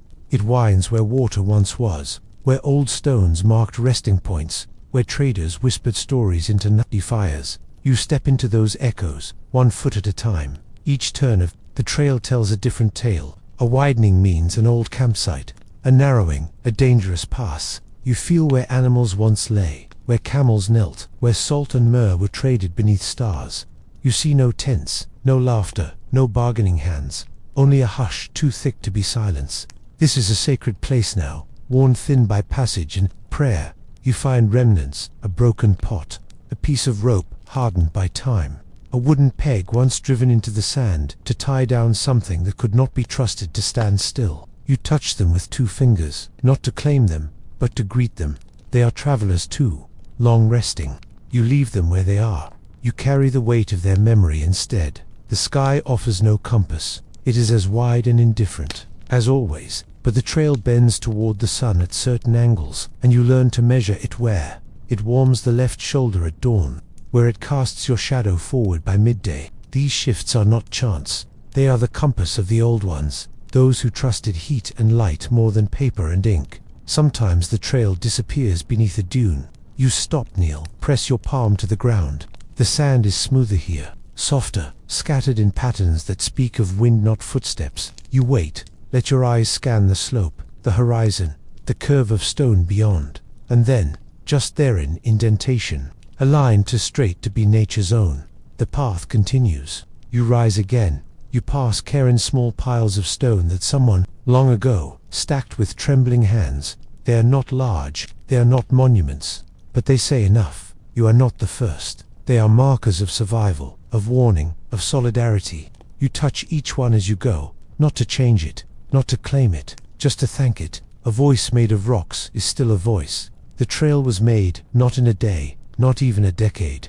It is the sum of countless lives, moving in rhythm with the stars, with the thirst in their bellies and the promise of something distant. Spices, salt, cloth, safety, stories. You walk not only in your own journey now, but in theirs. Your feet press into centuries. You carry more than your pack. You imagine them the caravans, long lines of camels swaying, bells on their necks, traders laughing, arguing, singing to themselves, children riding donkeys, women walking beside baskets, the soft thud of hooves, the creak of wooden carts. The desert would have sounded different then, not empty, but breathing with 100 breaths. You miss them, though you never met them. The trail splits, sometimes, forks like a broken bone. You pause at each junction, read the slope, the wind, the sun. You choose not always the clearer way, but the one that feels older, more worn. You trust erosion over elegance. The old trail may be harder, but it remembers how to survive. You step where countless others did. You whisper, guide me, and keep moving. You find tracks, fresh ones, a goat, perhaps, or the sole of a boot, not older than a week. Someone else walks this path, maybe following, maybe fleeing. You don't know. You don't call out. The trail is a place of solitude. You honor the presence of the unseen without disturbing their silence. Let them pass. Let them walk their own echoes. Your steps grow slower. The heat rises, the wind picks up, but the trail holds. You wrap your cloak tighter. Let the fabric shield your face. The sand bites at your ankles, but the trail is firm beneath. When you stop to rest, you sit beside an old marker, a half-buried post carved with symbols worn to ash. You close your eyes beside it, heart slowing, body remembering what stillness means. Water is scarce, but the trail bends toward it when it can. You learn to see where the path dips, where green might once have sprouted, where old roots clutch the earth beneath your soles. You scan the horizon for palms, for birds, for broken shapes that mean shelter. The trail speaks in suggestion, never in certainty. You must listen with more than ears. Night falls gently, like a hand across your brow. The stars come out. You do not stray from the path. You sleep beside it, using it as your wall, your companion, your quiet guardian. In the darkness, the trail glows in your memory. You dream of camels and drums. You dream of firelit songs and trade routes drawn in ash. The trail becomes a cradle. In the morning, you wake before the light. You stretch, stand, shake off the night. The trail is still there waiting, unmoving, loyal. You press your foot into it and begin again. There is no arrival, not yet, only the rhythm of moving forward. The path does not promise destination, only continuity. And sometimes, that is enough. You begin to understand the value of what you cannot see. The trail bends around rock and ridge, through gully and wind tunnel. You follow not just the visible, but the remembered. You trace curves that feel like ancient arms guiding you gently. The trail is not just a path, it is a covenant, a silent agreement between earth and effort. There are parts of the path that feel heavier, as if sorrow once camped there, as if a caravan ended not in arrival, but in loss. You do not run from these places. You sit with them, eat in silence. Let the sadness pass through you like wind. The trail holds all emotions, joy, grief, hope, fear. You respect each one, then walk on. Your feet hurt. Your water runs low. But the trail offers something deeper than comfort. It offers belonging. You are not the first. You are not alone. Every step you take adds to a song older than any temple, more honest than any monument. You walk because they walked. You endure because they endured. You hope because, somewhere along this path, others dared to. And then, one day, far beyond the ridge, you will find a city or a ruin, or another traveler. The trail will bring you not to an end, but to a beginning. You will not cheer. You will not collapse. You will simply nod, offer a fig, and whisper thanks to the path that bore your weight, without judgment. And when it is time to move again, you will turn back to that thin, ancient line in the sand. You will step into it once more, and the trail, ever silent, ever sure, will open to receive you. The heat is a creature with no eyes and too many hands. It clings, wraps, presses. It speaks in waves, without words, without mercy. At midday, it descends like a god with no patience. You feel it before you see it, rising from the earth, shimmering in the air, settling on your back like a shroud spun from fire. You walk through it, not like a man through air, but like a fish through boiling water. And in this, the amulet becomes more than a charm, it becomes breath itself. You wear it close, looped around your neck, resting against your chest. It is small, no larger than a fig's pit, carved from stone long darkened by oil and skin. The cord is frayed but strong. You do not know who first gave it to you. Perhaps it was your mother, perhaps a stranger, but it has outlived them all. You do not pray to it, you do not speak to it, but when the heat arrives, you press your fingers to it without thinking. It has no magic knot, the kind sung by priests or painted into tomb walls. It does not change the sun's cruelty or the distance between dunes, but somehow it cools you, not in skin, but in soul. When your shoulders threaten to buckle under the weight of the sky, you touch the amulet and your breath slows. You remember that even fire has limits, that even heat must one day fade into evening. The amulet is shaped like a flame but inverted. Its curves spiral inward, like the folding of wings. You sometimes trace them with your thumb, feeling the tiny ridges carved by a long dead hand. You imagine that hand, hunched in a dark room lit by oil flame, chiseling a prayer into stone. You carry that prayer now, though you do not know the words. The shape is enough. The shape is memory. When the sun is highest and your tongue sticks to your teeth, the amulet feels heavier, not in burden, but in presence. It grounds you, keeps your mind from unraveling in the shimmer. You have seen others fall to the heap, men crumpled like leaves, women with eyes wide and empty, calling out for water that was never there. But your amulet stays cool against your heart. It does not save you, but it reminds you that you can be saved. There were days you doubted it, when the heat seemed to pierce through bone and breath, when the sand burned through your sandals and the wind blew smoke from the mountains. You once tore the cord from your neck in anger and hurled it into the dune. But an hour later, you returned. You dug through hot sand with blistered fingers until you found it again. You wept, not from shame, but from reunion. You have not removed it since. It smells faintly of sweat and cedar. The scent comforts you, proof that you are still living, still sweating, still resisting the dry grip of the desert's hand. When you lean forward to drink from your water skin, it swings gently against your collarbone. That soft thud is its own kind of heartbeat. When your real heart stutters, the amulet keeps its rhythm. Others have asked about it, traders, wandering priests, even a dying soldier once, lips split from sun, asked what spell it held. You only shook your head. There are no words for the bond between man and object, when that object has seen you both shivering and burning, kneeling and rising. The amulet is not a talisman, it is a witness. You do not explain witnesses. Sometimes, during rest, you remove it and lay it on your chest, not to distance yourself, but to share your pulse with it. The stone warms slowly, like a companion stretching. Awake, you close your eyes and place both hands over it, as if shielding a flame. In that silence, you remember every step you've taken since you first wore it. You see your journey not in places, but in heat endured. The desert respects resilience. It may not reward it, but it recognizes it. You've learned that to fight the heat is to lose. You do not push against it. You yield. You bend. You move like water, not stone. The amulet teaches this. It has no sharp edges, no anger, just quiet curves, worn soft from years of survival. You have become like it, less fierce, more faithful. There is an etching on the back, a single glyph, faded, barely legible. You do not know what it means.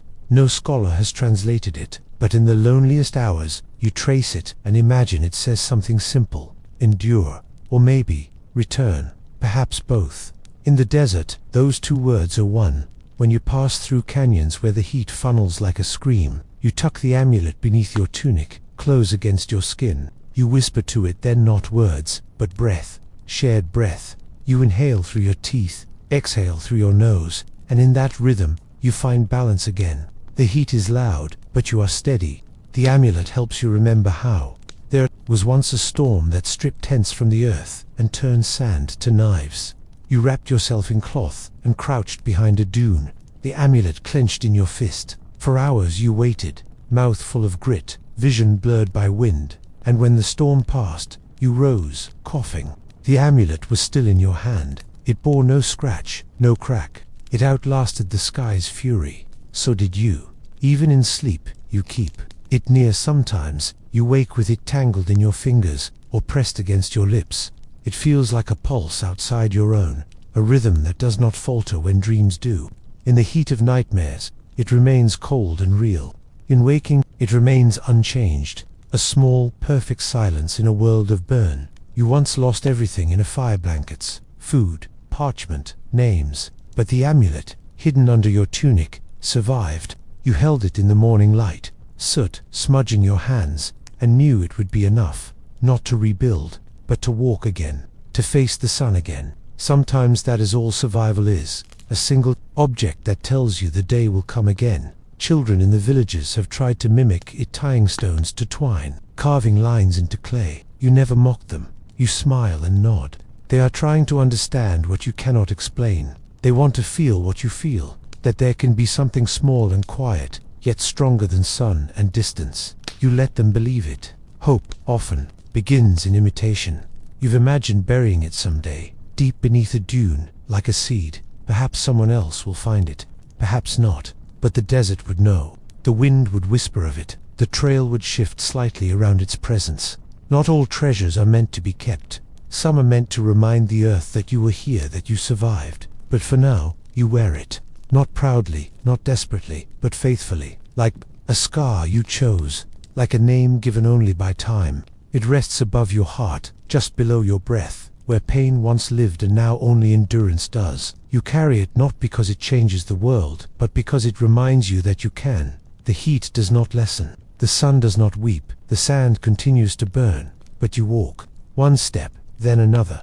The amulet bobs softly with each motion, catching light, catching sweat. You touch it now and then, not to be saved, but to remember you already were. And so, beneath a sky that forgets and a wind that erases, you walk forward. A small stone against your chest, a large fire all around. You do not run. You do not fall. You endure. You learn to scan the sand with eyes trained by caution, not fear. The desert does not scream when it wants to harm you, it whispers. Danger here is not marked by teeth alone, but by stillness. A quiet, too perfect, a patch of ground too smooth. That's where the serpent sleeps, coiled in silence, its breath hidden beneath the dunes. You do not look for fangs, you look for what should be moving and is not. The serpent leaves no footprints, no noise. Its signature is absence. You study the earth as you walk, watching for a groove that curves like a question. A lazy trail of motion dragging through dust. Sometimes the marks are old, sometimes new. You pause before each, lean close, listen not for sound, but for silence disturbed. That is where it might be waiting, not to chase, but to punish carelessness. In the mornings, before the sand warms, they lie near the surface, soaking the sun into their cool blood. You step lightly, skirting rocks and dry patches where their warmths might linger. At midday, they vanish into holes, under stone, beneath your own shadow. But when the wind drops and your thoughts wander, that is when they strike. You walk, with your staff tapping gently ahead, not for balance, but for warning. The serpent is not cruel. It is not evil. It does not hate you. It simply is. A hunger, coiled and waiting. A rhythm of desert life. You learn not to blame it, but you also do not forget it. Every step is made with respect for the nests you cannot see, for the breath you cannot hear, for the strike that waits in sleep's breathless pause. Vigilance becomes your second skin. You remember the tale of a traveler who sat to rest against a rock only to feel the stone shift beneath him. He rose too quickly, the serpent faster still. a single bite.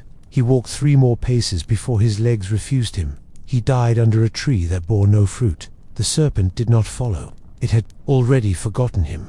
That's how the desert takes you, with indifference, not malice. There are signs, if you know how to read them, a sudden scattering of lizards, a circle of bird prints that do not enter a particular patch. Even the ants avoid the sleeping serpent.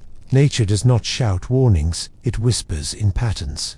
You learn to read those patterns, like scripture. The sand is your page, the creatures are your glyphs. You are not alone, even in danger. Once, at twilight, you saw one black as coal, long as your arm, sliding across a dune like spilled ink. Its body shimmered, muscles folding under scales. It paused, tongue tasting the dusk. You did not move, not from fear, but from reverence. It passed without striking. In that moment, you felt honored, as if the desert had acknowledged your awareness. You bowed your head before walking on. Your dreams shift when the serpents are near. You sleep lighter. Your fingers curl around your staff, even in slumber. You dream of sand moving beneath your feet, of eyes watching without blinking. You wake before dawn, breath shallow, heart still echoing the hiss of dreams. The desert teaches, even in sleep, especially in sleep. You carry a poultice of herbs tied in cloth, a remedy passed down for venom, crushed dates, soot, and milk roots smeared across a wound. It may buy you time, but time is sand. And once bitten, the desert often counts faster than you do. You know the signs: swelling, heat, dizziness, silence. If they come, you lie still. If death is near, you meet it with open eyes. But you are not careless. Your steps are measured. Your hands check every rock before they rest. You poke at soft earth before kneeling. You shake your boots before wearing them. Even the smallest darkness may hide a threat. Not because you live in fear, but because you wish to live at all. Life is not guaranteed here. It is bargained for, one movement at a time. You've met other travelers, less cautious, those who walk fast, speak louder, wear arrogance like armor. Some are lucky, most are not. The desert does not reward pride. It teaches humility with sharpness. It teaches stillness, through bite. You remember one man, bitten while gathering figs, who swore at the sky until he could no longer speak. He died, cursing. You choose silence instead. There's a ritual to moving safely. Staff, step, scan, step again. Listen, your ears become more attuned to subtle shifts, the whisper of sand disturbed, the click of scales against stone. You walk without music, without humming, because the silence is not yours. It belongs to the serpent, and it is not to be broken lightly. You pass old nests, sometimes shallow pits, curled bones, dried husks of rodents left uneaten. You do not linger. These are graves, or sanctuaries, or both. You lower your head and walk on, breath even, eyes steady.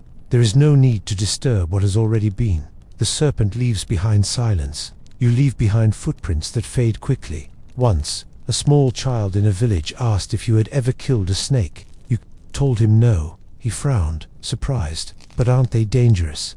He asked. Yes, you said, but so is the sun. And I do not strike the sun with my hand. He nodded, as if he understood. Perhaps he did. Wisdom is not always louder than fear, but it lasts longer. There's a story about a man who wore snake bones as a necklace, thought it gave him power. He was bitten in his sleep by a smaller cousin of the one he claimed to conquer. The bones cracked when he fell. The desert doesn't care for trophies. It remembers the living, not the arrogant. You carry no trophies, only your silence, your shadow, and your understanding. The serpent is part of the path, just as the wind is, and the thirst, and the memory of rain. You walk not to avoid it entirely, but to pass beside it with respect. You do not fear it, you do not tempt it. You acknowledge its place in this world of stone and breath and endings. That is how you stay alive. Sometimes, you whisper blessings into the sand as you walk, not for protection, but for balance. The desert does not need your words, but your spirit does. Each step becomes a negotiation. You offer awareness in exchange for permission to pass. Most days, the desert agrees. Some days, it waits to see. If you forget, you do not. Even the sharpest fangs are nothing compared to the sting of regret. You walk knowing that each careful movement is a declaration. I want to remain. The serpent hears this. It listens without ears. It chooses whether to respond. Most often, it remains still. That is mercy. And mercy, in the desert, is the rarest gift of all. You once saw a bird swoop down and carry away a young snake. It disappeared into the sky, wings beating like a heartbeat against the sun. He stood in the heat and wondered if the serpent felt fear, or if it understood it was simply its turn. You walked on after that, with heavier steps, not because you feared death but because you understood it might be sudden and silent. You are part of this desert now, not separate, not above. You live in it, with it, among its teeth and its thorns and its fragile mercies. The serpent is your neighbor, your mirror. It watches as you pass, sometimes from under stone, sometimes from within yourself. And when you reach a place where the wind hushes and the ground flattens, you know this was once a nest, but it is empty now. Perhaps it has moved. Perhaps it watches you still. You walk on, slower now, every step a silent conversation between your body and the sand. The serpent does not chase, it does not warn, it simply exists. And so do you, briefly, with breath and blessing. You walk not to conquer, but to continue. Before the sun dares to rise, the air holds its breath. It is the one moment the desert remembers its softness. There is no heat yet, only hush. And in that hush, dew gathers like a secret across the faces of stones, the edges of leaves, and the stretched skin of the sand. You move quietly, as if afraid your steps might wake the sky too soon. This hour is for those who listen. Your linen is clean, dry, folded small and worn soft from use. You unravel it with careful fingers, holding the fabric as if it were parchment from the gods. Each thread matters, each fold a vessel for salvation. For in the land where rivers are only remembered and wells are more rumor than reality, dew is the water the stars leave behind. You stretch the cloth wide, arms reaching out like wings, and slowly drag it across the surface of the stones. It moves with reverence, brushing the beads of dew into itself. The linen darkens first at the corners, then in patches, drinking quietly. No sound, just the faint resistance of fabric against the morning's breath. It is not labor, it is communion. Not all stones offer moisture. Some are too warm even before light, their memory of the sun too long. Others, shaded just so through the night, give freely. You learn which ones. You learn by color, by texture, by the way the insects linger or avoid. The dew is generous but selective. It does not settle where arrogance sleeps. It gathers where patience endures. Once you believed dew was too little to matter, drops too small, too sparse. But the linen teaches you otherwise. A single drag, a single pass, can mean another mouthful of life. Water gathered this way carries a taste unlike any well. It is the taste of silence, of dusk made liquid. When you wring the cloth into your vessel, you do so slowly, honoring each drop. You work from east to west, chasing the shadow before the light claims it. The sun rises quickly here, without hesitation, and dew dies in its path. You must be faster. Then gold, quieter than fire. As the sky begins to blush, you move faster, arms sweeping in arcs, linen fluttering like a ghost, but still always gently. This is not water you can demand. It must be invited. There is a rhythm to the task. Press, drag, fold, press again. Sometimes you hum beneath your breath, not a song, just a vibration, like the purring of a beast still asleep. The desert seems to accept the sound. The stones respond by offering a little more. You thank them with your fingertips, with the quiet endurance of one who does not take more than needed. On some mornings, the dew is generous. The linen becomes heavy, its weight strange and welcome. You wring it into a bowl, drop by slow drop, watching the water collect, like time reversed. You might drink then, you might only watch. Some mornings, the sight alone is enough to make you feel human again. Others, you press the cloth to your face and weep without sound. But not all mornings are kind. Some bring dryness from the first breath. The dew does not form or evaporates before you rise. The linen remains light. Your lips remain dry. On those mornings, you still go through the motion, dragging the cloth, folding it, wringing nothing. It is a ritual, a hope stitched into habit. Even if water does not come, reverence must dot you. Keep the dew bowl near your pack, covered in cloth, shaded from heat. Sometimes, it's barely enough to wet your mouth. Other times, you save it for a wounded bird or the cracked lips of a fellow traveler. Water gathered with care tastes sweeter when shared. The linen does not protest, it dries in the sun, then returns to your hands before the next dawn. Each thread of the cloth carries memory, the places it has touched, the prayers it has absorbed, the tears it has caught.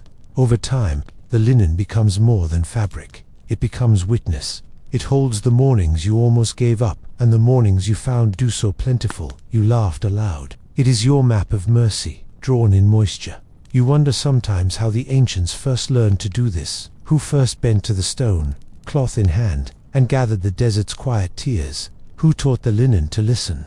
Perhaps no one taught them, perhaps it was born of desperation, that old teacher, or perhaps it was a moment of stillness, like yours, that led hand to stone with purpose. There are those who mock such gathering, who laugh at the thought of stooping to drink from air. They carry skins full of water from temples or towns, walking heavy with convenience. But when their vessels crack, when the desert steals what they thought secure, it is you they look to, and it is the linen that saves them. You've passed your cloth to others before, watched their hands fumble the folds, their disbelief slowly melt as dew soaked into their fingertips. You did not speak, you did not boast, you only showed them the stones. They bowed then, not to you, but to the miracle they had never noticed. The desert rewards humility, and you wear it like a second skin. Sometimes the dew carries the scent of wild herbs, barely a whisper of thyme or anise, depending on where you sleep. You remember the first time it tasted sweet. You thought yourself hallucinating, but the cloth does not lie. It gathers the truth of the place, one bead at a time. It gives you back the flavor of the earth. Your hands become wiser with each passing day. You begin to know where to place the cloth before touching, which direction to wipe, how fast, how slow. It becomes dance, meditation, devotion, and in this silent ritual, you begin to realize that water is not always found. Sometimes, it is earned. You've kept one piece of linen longer than any other. It has grown threadbare, patched, stained with sand and time, but you carry it still, not for use, but for memory. For the mornings it held enough dew to sustain 3 travelers. For the morning it caught the tears of a dying friend who whispered, cool, as it touched his brow. As the sun crests, you finish. The dew fades fast under light, leaving only your footsteps and the shimmer of salt on rock. You fold the cloth, press it to your heart, and offer no words. The ritual is complete. You rise taller, bones aching, soul steadier. You have drunk from the desert without asking permission. The linen returns to your pouch, dry now, folded once more. It carries the memory of dew until tomorrow. You walk on, mouth wet with the morning's kindness, spirit cooled by what cannot be seen at noon. You move quietly, knowing that the greatest water does not rush it, arrives gently, silently, just before the sun forgets to forgive. The desert is not silent. It only waits for you to become quiet enough to hear it.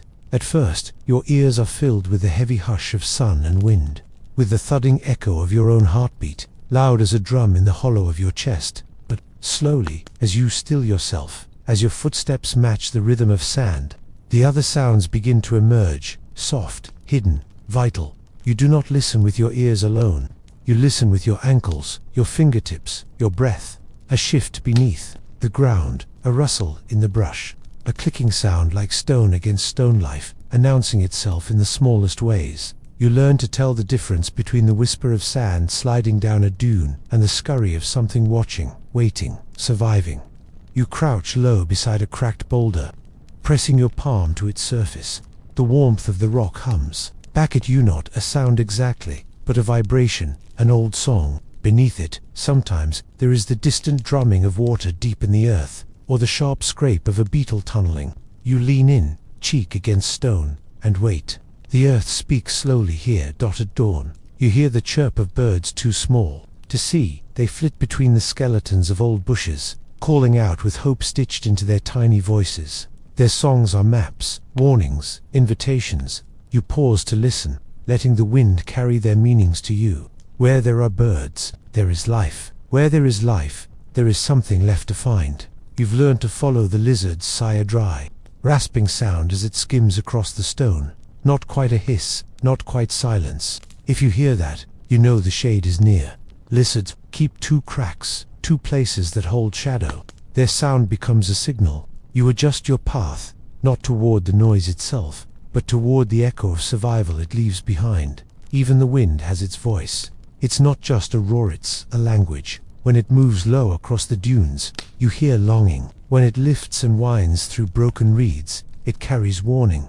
Sometimes it sings like a mother soothing a fevered child. Sometimes it screams like a god denied. You listen not for volume, but for tone. The desert does not lie with its voice. One morning, while stillness wrapped the world like gauze, you heard water, a trickle so faint it might have been memory. But you closed your eyes, crouched, and let your skin feel the air around the sound. It was not a mirage. A spring, hidden beneath stone, revealed only by its breath. You found it, not with sight, not with knowledge, but with listening. At night, the desert exhales. You lie on your back, ears open to the vastness above and the whispering beneath. Crickets sing without melody. A jackal cries in the distance. Sand moves in tiny avalanche. You breathe in rhythm with it all, and in the breathing, you find reassurance. Life is still here, though hidden. It doesn't flee the desert. It simply lowers its voice. Sometimes, you kneel and press your ear to the sand itself. It's not soft, not really, but it carries secrets. The shifting of insects, the settling of roots, even the dull pulse of heat fading as the sun slips. Behind the horizon, you don't expect words, only presence. The sound of life is not speech, it is continuation. You remember a traveler who walked without listening. He moved quickly, too loudly, scaring away what he needed most. He never found water. He never found shelter. He died with open eyes and deaf ears. The desert doesn't mourn such deaths. It forgets them. But you remember. You walk quieter now. Your silence as deliberate as your thirst. The sound of your own body becomes familiar. Your footsteps on gravel. Your breath against cloth. The rustle of your linen as it catches the wind. You learn to separate these from the world's voice. You strip your own noise away, bit by bit, until only the outside remains. And in that outside, life hums, soft, ancient, unapologetic. There is a tone that stones give off when they've been touched by water. You tap them gently, and they respond with a sound rounder, deeper than the rest. This is how you find places that once held rain. You press your ear to those stones, and imagine the drops that fell there years ago. You do not expect to drink, but you feel less alone. You've spoken with snakes before without words. Their rattle is a clear sound, pure as a chime, a warning, not a threat. You answer with stillness, a breath held, a step backward. In that silence, a pact is made. I hear you, I respect you, I will not trespass. The snake retreats, the sound vanishes. You live. You know, the rhythm of insects marching under moonlight, the dry scrapes, the skittering procession. Their movement maps the ground like a tapestry you'll never see, but you can hear it. And in that sound, you know where not to place your bed, where the ground belongs to them. You adjust your camp, whisper thanks, and sleep elsewhere. On rare days, you hear laughter, human, distant, foreign, caravans perhaps, or ghosts. You never chase the sound, you only mark it. Sound travels strangely here. It bends and shifts. What seems near may be a day's walk away. But even a faint laugh in this vastness reminds you, you are not the last to walk this sand. There's music in the cracking of dry wood, in the soft collapse of a crumbling dune. You once heard a stone roll down a slope and stop against another. The sound echoed like a gong through the canyon. You stood there, still, for an hour, not afraid, not waiting, just present. That single sound rang longer than most songs. When you dig for roots, you listen first. Tap the ground, hear how hollow it answers. The difference between life and death is often one tone apart. Your ears sharpen each time. You don't need to see the root to know it's there. You hear the water it drinks, whispering up from below. Even your heartbeat becomes an ally. When danger nears, be it heat, thirst, or storm, your heart speaks first. Not with fear, but with rhythm. You listen to its speed, to its stutters, to its calming. You place your hand over your chest and hear what the wind cannot say. Your body is a compass tuned by instinct. You once followed a breeze that smelled of honey. It led you to a hive tucked in a cliff. The sound came after the hum of bees, quiet but insistent. You watched from afar, never daring too close, but that hum stayed with you for days. A living sound, one you carry still. You whistle its rhythm, sometimes, just to remember sweetness. The sound of life in the desert is not loud, it is not sharp, it does not scream. It sighs, it shifts, it rustles, and you moving quietly, breathing slowly, listening deeply, become part of that sound, not apart from it, not against it. A note in the quiet song of endurance. The desert does not offer shelter freely. You must search for it like you search for water or truth, with patience, silence, and lowered eyes. It hides beneath overhangs, behind jagged stone ribs rising from sand like broken gods. It does not wave to you, it waits. The sun hunts you across the sky, but the bones of the earth remember mercy. You must be clever enough to kneel among them. You move with care, watching for the shapes that break the rhythm of dune and plain. A shadow that lasts longer than a cloud. A stone that leans unnaturally. A darkness not caused by time. There, the desert's bones rise up. Ancient rock, curved by wind, carved by sand, strong enough to resist the centuries. That is where you'll find breath. The first time you found shelter, it felt like a betrayal to the heat, as though you'd slipped behind the veil of its fury and lived. You sat beneath the stone arch, pressed your back to the cool wall, and cried, not from fear, not from exhaustion, but from the realization that you had been spared. Shade in the desert is not just relief, it is grace. The rocks speak in stillness. You listen with your shoulders, your spine, your bare feet pressed against the cool floor. The heat screams outside, but here it becomes a whisper, held back by the ancient strength of stone. The shelter is not large. It does not cradle you, it only shields. That is enough. In the desert, enough is everything. You learn which stones are safe, which hollows hold snakes, which ledges crumble under careless weight. You test each with hands and sticks. Tap, wait, tap again. Some ring hollow, some do not ring at all. Those are the ones you avoid. You do not trust silence that hides too well. But when a space breathes cool and deep, you enter, slowly, gratefully. Inside you unwrap your linen, you drink, you sit, you do not speak. The desert outside continues its roaring brightness, but you are inside the bones now. Time slows. The wind shifts. Sometimes it curls through a crack in the stone, brushing your face like a mother's hand. You lean into it. The smallest gesture becomes a hymn.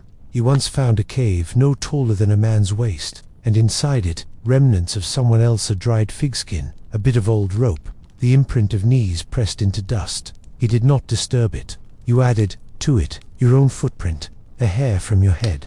You left the shelter cleaner than you found it. It had protected you. That deserves memory. There are places where the stone forms a dome above you, holding back the sky like a bowl turned upside down. You lie beneath it, arms folded across your chest, and watch the light flicker across the rough ceiling. It changes, as the sun moves, first gold, then white, then red, the colors of fire made gentle by shade. You call it the sky's confession.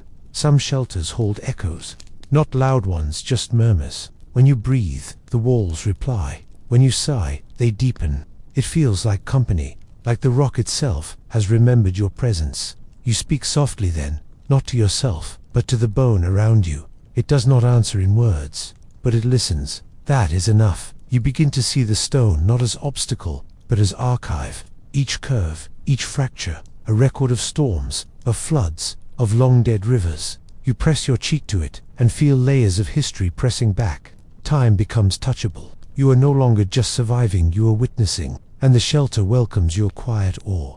Sometimes animals have made their beds before you. Scratches in the dust, tiny bones left behind, the smell of fur. You do not chase them away. If they return, you make room. You understand this shelter is not yours alone. The desert makes all creatures neighbors. You do not claim the house, you simply knock before entering. There was one place, high in the cliffs, where the shelter opened toward the setting sun. You arrived just before dusk. The wind carried stories from the west. You sat with knees drawn to your chest, watching the sky bleed into the land. In that hour, it felt like the stone had chosen you, had opened itself not just for protection, but for beauty. The desert's bones are not smooth. They scrape, they bruise, they wear away your skin, but they also cradle. In their sharpness is safety. In their roughness, refuge. You curl into their crevices, press your back to their spines. You become part of their shape. The wind cannot find you here. The sun cannot reach. You learn to mark them on your map, not with names, but with symbols only you understand. The crescent rock, the twin ledges, the bowl that sings. Each shelter becomes a verse in your song of survival. You hum it as you walk, You hum it when you rest. It reminds you that even in this barren world, kindness wears a crown of stone. Some days, you find nothing. No arch, no overhang, just open plain. On those days, you build your own shelter from your linen, your pack, a careful arrangement of rocks. But it is not the same. It does not breathe. It does not hold you. You miss the earth's bones then, and walk faster, hoping to find the next hollowed truth. There is power in knowing where to hide, not from fear, but from wisdom. Even the fiercest warriors seek cover. Even the hawk must land. You do not consider it weakness. You consider it knowledge. Shelter is not escape, it is strategy. It is the silence that allows you to speak again later. Once during a sandstorm, you found a slit in the rocks, barely wide enough to enter. You wedged yourself inside, arms pinned, dust screaming past the entrance. You thought you might not survive the night, but the stone held. It shook, but it held. When the wind died, you crawled out, coughing, laughing. You kissed the ground. You never found that place again. You leave markers, now small stacks of 3 stones, a particular scratch in the wall, not for others, but for yourself. So that, if your path circles back, you'll know the safe place still waits. You'll leave no fire, no name, only memory. The bones of the earth do not ask for thanks, but you give it anyway. There is something holy in shade, not grand like temples, but sacred in its usefulness, a prayer made from rock and time. When you sit in it, you feel closer to whatever watches the world, not above it, within it. You close your eyes and say nothing. The stone listens. The stone forgives. The bones are older than your lineage, older than your gods. They remember the first footstep, the first thirst, the first night someone curled beneath their curve and lived. You are only the latest to seek their blessing. You do not need to be the last. You only need to pass through gently. You sleep deeply in the bones. The wind becomes lullaby. The coolness rocks you. You dream not of escape, but of return. You wake with stone dust on your skin and peace in your chest. Outside, the light burns again, but inside, you are whole. When you rise, you do so slowly, brushing your fingers across the wall. A thank you, a farewell. You do not look back. You do not need to. The shelter has taken your shape into itself. You walk forward, knowing the bones will remember you. You do not sleep in the desert the way you sleep elsewhere. Sleep here is not surrender, it is a negotiation. The land is not dead when you close your eyes, it listens. The wind, though it quiets, still watches. Even the sand shifts beside you, slow and breathing like something alive. So when it is time to rest, you do not collapse. You prepare. You cleanse the mind. You whisper your presence to the dunes and wait for their silence in reply. The ritual begins with clearing the ground, not to remove danger, but to remind the earth of your arrival. You smooth the sand with your palms, shaping it like a bed. For an invisible guest, you do not rush. You move your hands as if blessing each grain. Beneath you, the earth warms from the sun's memory. But soon it will cool, and the chill will wrap itself around your bones like a second skin. You lay your linen carefully, not too wide, not too narrow. You anchor its edges with stones, small but heavy enough to keep the night wind from lifting the cloth. There is no mattress, no pillow, only earth, and the memory of footsteps long vanished. You sit first, always, feeling how the ground holds you. Then you recline not as a king, but as a guest in an ancient house. Before lying back fully, you listen. You do not just hear, you listen. The whisper of insects below, the soft shifting of wind-bent stalks, the distant breath of something moving, perhaps fox, perhaps spirit. If all is still, you lower yourself. But if something stirs too near, you wait. You respect the dark. It has its own customs, and its own creatures. Once you are down, you pull the linen over your chest, and then scoop sand gently along the edges, a light layer, not for warmth, but for stillness. It presses you softly into the earth, like a mother's hand across a restless child. The sand anchors the body, slows the blood, calms the breath. It is a strange comfort, this embrace of dust. It tells the body, you are home. Your head rests on your pack, or your arm, or sometimes nothing. The desert teaches the neck to bend with grace. You close your eyes, but do not expect immediate rest. First, you drift. You hover between sleep and memory. Images come, not dreams yet, but echoes. The curve of a dune, the flicker of firelight from another life. You let them come. You do not cling. Above you, stars begin to emerge, cold, sharp, ancient. They blink without warmth, but offer something else: awareness, a reminder that even as you rest, the sky remembers your name. You may not speak it aloud, but you feel it in your chest. The stars do not comfort, they witness. That is enough. Your breath slows in time with the wind's hush. You begin to feel your body separating from its edges. The fingers soften, the legs unwind.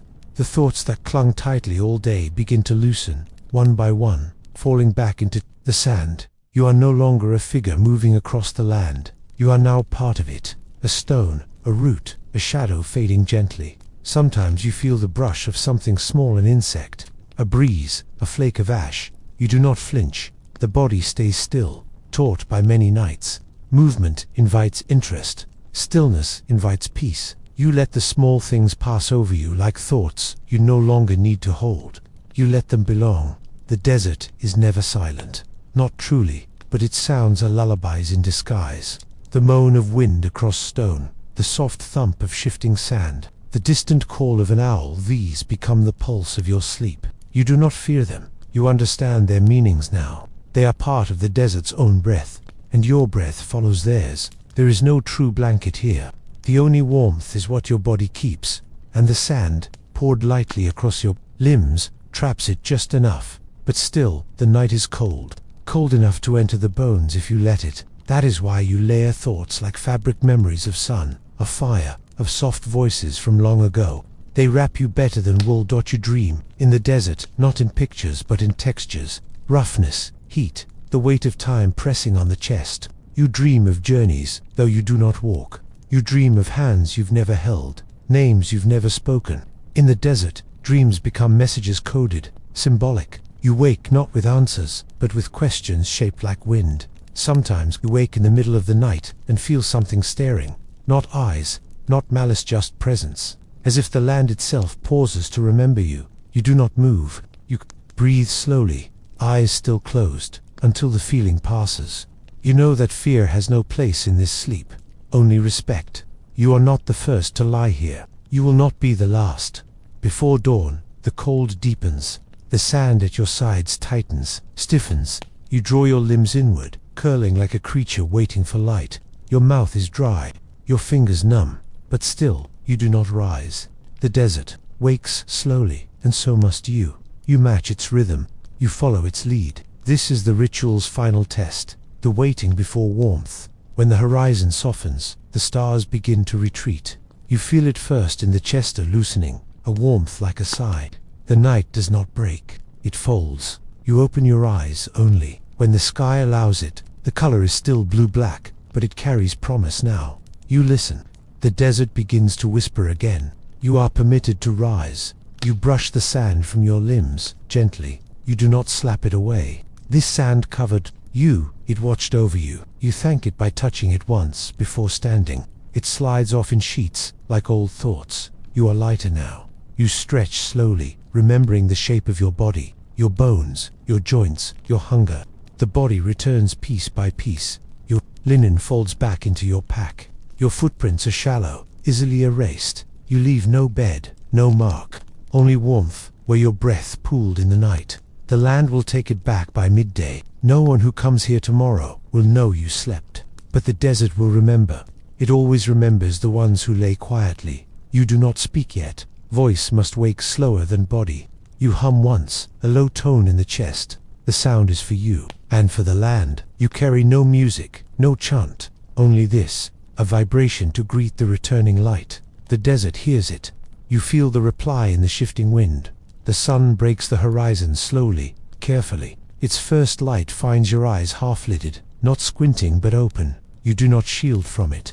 You let it find your face, your chest, your hands. This is the final moment of the ritual, rejoining the day. The sand at your feet begins to glow. You walk again, not just awake but renewed. You look back once, not in longing, but in thanks. The place where you slept is already different. The light has changed its lines. It belongs to the desert again. And you walk on, wrapped not in blankets, but in the memory of rest given, not taken. It begins as a branch, not carved by gods, not gifted in rituals, just fallen wood, stripped bare by the wind and sun. But in your hands, the stick changes. It is no longer simply a piece of the tree. It becomes your third limb, your memory, your voice in the silence. The desert demands humility, and the stick reminds you, every step you take, something touches the ground before you do. You didn't choose the stick. It waited for you, buried halfway in the sand like a finger pointing toward your next breath. It was smooth where it should have been jagged, curved just enough to fit beneath your palm. When you lifted it, it felt warm, as if it had already known the shape of you. That's how you knew it was yours. From the first step with it, your pace changed. You no longer walked the land, you negotiated with it. Each press of the stick into sand was a question, each reply a crunch, a sink, a shift. You read the world through it. Hard soil, hidden stone, loose dune. The stick whispered before the earth could shout. You learned to listen with your wrist. At first, it was only balance, a tool to keep you upright as the wind tugged at your linen and the heat tried to melt your resolve. But then, as the days passed, you noticed something else. Your thoughts slowed when your hand was wrapped around the wood. Decisions came easier.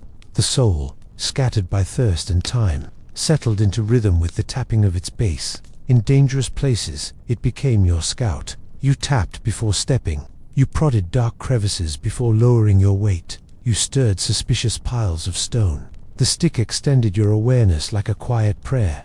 It kept you from slipping into holes, from angering what slept beneath. The dust, it saved you. More than once, the weight of it became familiar, an ache in the shoulder, a callus on the palm. You would not let others touch it, not out of greed, but reverence. The stick had absorbed your fears, your quiet victories. It had tasted every inch of the path with you. To let another carry it would be like lending your spine. You etched marks into it as days passed, not for memory, but to speak to it, a line, for each time you nearly gave up, a circle for the shelters found, a small notch for every moon survived. These were not decorations, they were conversations. When you couldn't speak aloud, the stick carried your silence for you. In storms, you planted it deep beside you, an anchor. When the sand rose and blurred the world into blindness, you clung to it, eyes shut, heart pounding. It did not move. The wind screamed, but the stick held you in place. When the sky cleared, you wept against its smooth bark, as though it had held you like a mother, that it became your companion, not speaking, but always answering. When you woke, you reached for it before food. When you lay down, you pressed it beside you. If you had to run, it would be the first thing you grabbed. More than tool, more than object. This stick was now a thread tying your body to your spirit, your path to your purpose. Others have asked why you do not replace it, now that it splinters, now that the desert has gnawed at its bottom. But they don't understand. It is not about strength, it is about presence. This stick remembers. The new cannot carry what the old holds. It's not a question of wood, it's a question of weightless truth. When you walk at night, you tap it softly, a head not for sound, but for guidance. The desert speaks differently in darkness. The ground becomes deceptive, but your stick, faithful, still senses the difference between solid and false. It becomes your lantern, not in light but in touch. You can close your eyes and still move. Once, a scorpion darted across your path. You did not jump. You lowered the stick between you and it. It paused, brushed against the tip, and scuttled away. The stick made no threat. It simply offered a barrier and understanding. That is the kind of power you carry with it. Not violence, not fear, presence. You've seen children in villages turn discarded sticks into swords, spears, games. But your stick is neither toy nor weapon. It has never struck in anger. It is not meant to hurt, only to point, to test, to tap gently at the edge of the unknown.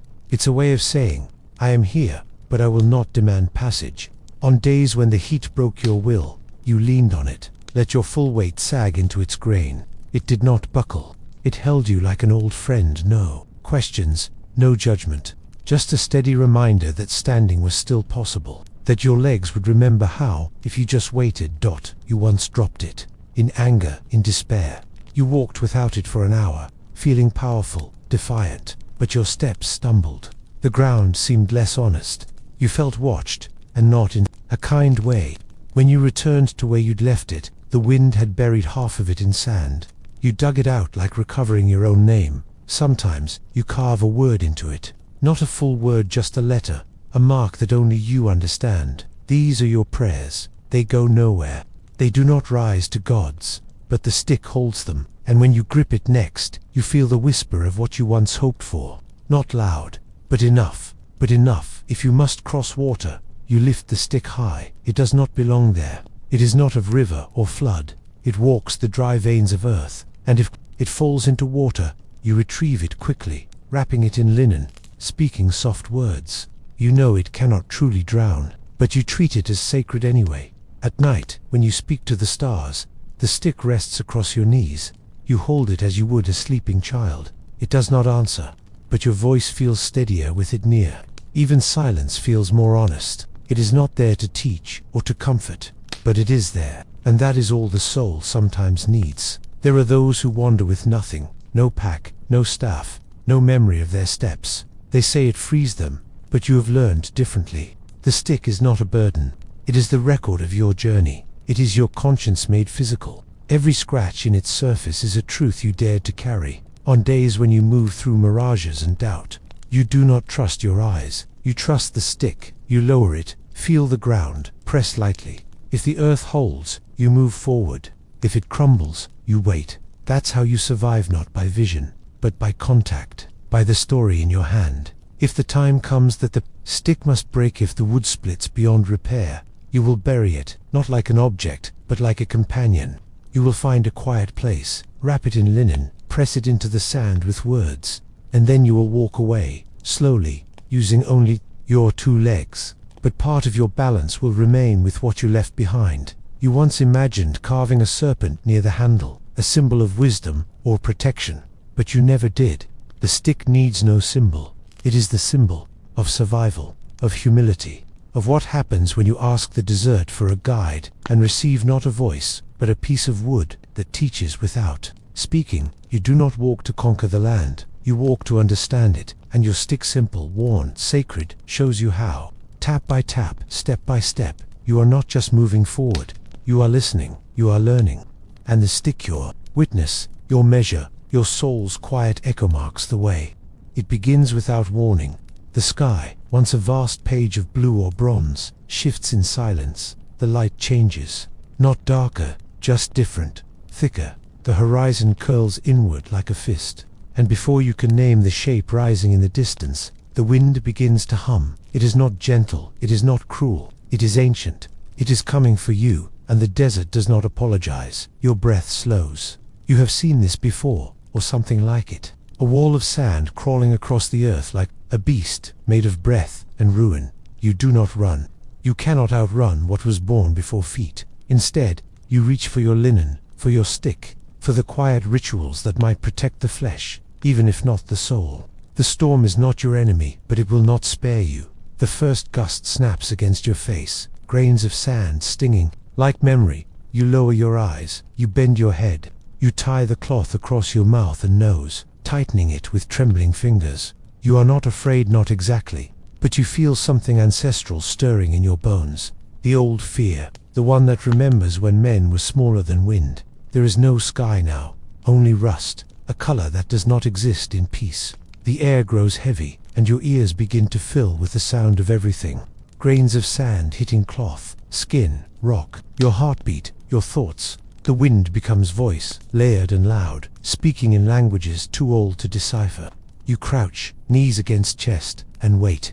The storm arrives all at once, like a curtain of fireless heat. Your body, wrapped and braced, disappears inside it. Visibility vanishes. Direction vanishes. You feel yourself being erased. You hold your stick tight, planted deep into the ground beside you, the only anchor between you and the storm's will. It shakes, you shake. The earth does not. Minutes stretch, time bends. The storm does not pass its surrounds. It crawls into your ears, into the folds of your clothes, into the cracks behind your eyes. Every breath is filtered through grit. Every thought is shortened, sharpened. There is no future here. There is only this moment, and whether or not you can last another one. You do not speak. The voice would not carry. The mouth is sealed against dust. But in your mind, you chant the old names. Names of water, names of stillness, names of mothers and gods. You do not know what they mean, but they hold shape in the wind. You curl around them like a child, pressing them into your ribs, a second skeleton. When the wind lifts you because it does, you do not fight. It lifts the fabric first, then your robe, then your balance. You lean back down, low, making yourself heavier with intention. You are not a leaf, you are not prey. You are an old stone in the shape of a man. You breathe slowly, though each breath tastes like ash. The sand gets inside you, no matter what you do. It enters the ears, the corners of the eyes, the throat. Later you will cough it out. Later you will weep small grains into your hands. But for now, you endure, not because you are strong, but because there is no alternative. The storm does not care who you are. It only cares that you remain still until it grows bored. There are no landmarks now, no path. The world beyond your arms is a blur of motion and memory, but deep inside, you know where you are. Not on a map, not in a name. You are in the belly of the storm. You are part of its hunger. You are not a traveler now. You are something smaller, something raw, a piece of skin inside a roaring world. You shift slightly, adjusting the stick, adjusting your feet. You cannot stay too long in one position. Cramping would be dangerous. Sleep would be fatal. You count heartbeats. You hum a rhythm. You keep the pulse steady. When the storm screams louder, you do not scream back. You bow. You bow like a priest before an invisible altar. Once, the sandstorm took a companion from you. Years ago, you watched him disappear 3 feet ahead, swallowed by reddened sound. You found his body days later, curled in prayer, mouth open, eyes dry. You remember him now, not with tears, but with quiet.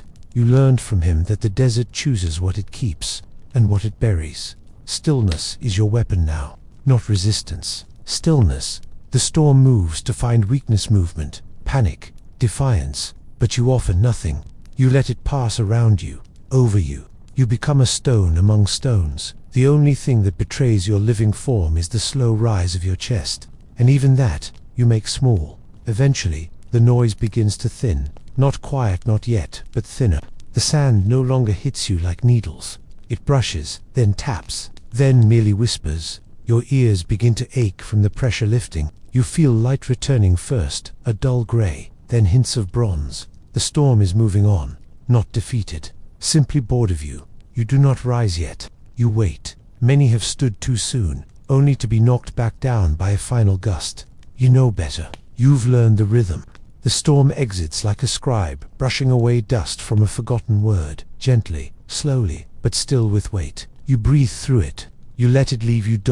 When you do stand, it feels unnatural. The spine creaks, the knees resist. You unfold yourself like a letter no one was meant to read. You brush the sand from your shoulders, your arms, your chest. It does not leave, not entirely. It stays in the folds, in the hair, in the eyes. A reminder, a mark, a scar. The stick is buried up to its middle. You pull it free, slowly, reverently. The base is worn smoother than before. You press it against your palm, whisper your thanks. It held you, it did not break. That is more than many can say. You place it against the earth again and take one step forward, just one. The rest will come later. All around you, the land has changed. Dunes have shifted, paths erased. Even the sky looks different now. This is the desert's weight, rewrites itself with every tantrum. What you knew yesterday no longer exists. You will have to learn the world again. But that's the cost of surviving a storm. Memory is replaced by transformation. You do not curse the storm. It is not enemy, it is teacher. It shows you how small you are, how breakable, how precious.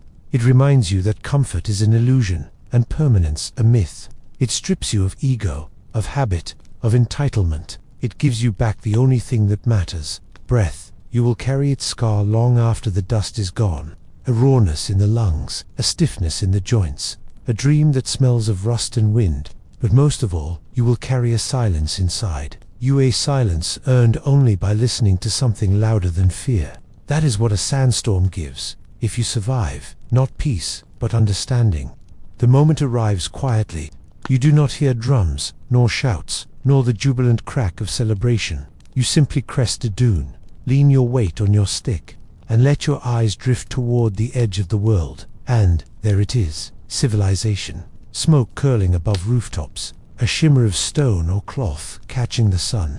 Distant lives unfolding in patterns older than memory. You do not call out, you do not wave, you simply watch. There is something humbling in seeing it from afar. The walls look like tiny bones, the towers like fingers of the dead, the people too small to see move like insects around their routines. You know they do not look up. No one ever looks toward the desert.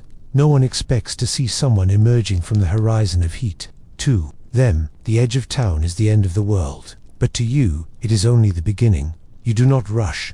That is the first rule. Rushing makes the eyes blur, the breaths stutter. You sit, you wait. You let the vision of civilization settle in your chest like warm coals. It is not a promise. It is a possibility. What looks like salvation from a distance can become disappointment up close. You've seen it happen. Joy fades, noise returns, the peace of the sand replaced by the clutter of speech. But still, the heart stirs. You imagine fresh bread, a shadow that does not move, a wall to lean against without watching the horizon. The body remembers how to crave. Civilization calls not with music, but with memory, of softness, of full water jars, of voices calling your name, even if no one there knows it. You scan for signs, a well, a tree grove, the outline of a road. You learn much from how a village is shaped. If the fences are jagged, they fear the outside. If the tents are arranged in circles, they honor family. If smoke rises evenly, they are calm. If not, it means hunger, or worse. From far away, you read these signs like scripture. The wind shifts and carries, sound faint, fractured, a laugh, a cry. You cannot be sure, but it reminds you that inside, those walls are lives not shaped by sand and sun. They have roofs, they have rituals, they have their own gods. You wonder if yours will be welcome there, or if you must fold your soul smaller to fit their doors. Sometimes, your foot hesitates. You've been alone too long.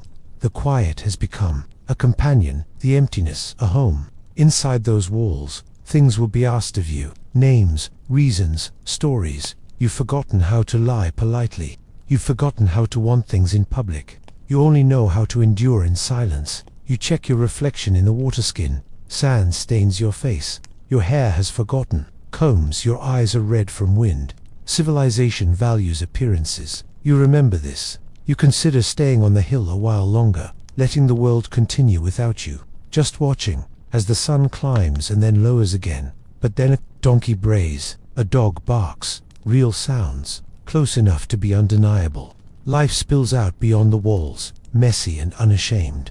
Children dart through narrow paths, chasing nothing. Women shout across rooftops. A man carries a bundle too heavy, but smiles anyway. This is not a mirage. This is life, stubborn and loud and beautiful. You wonder what they'll see when you arrive. A traveler, a ghost, a madman with stories no one asked to hear. You clutch your walking stick tighter.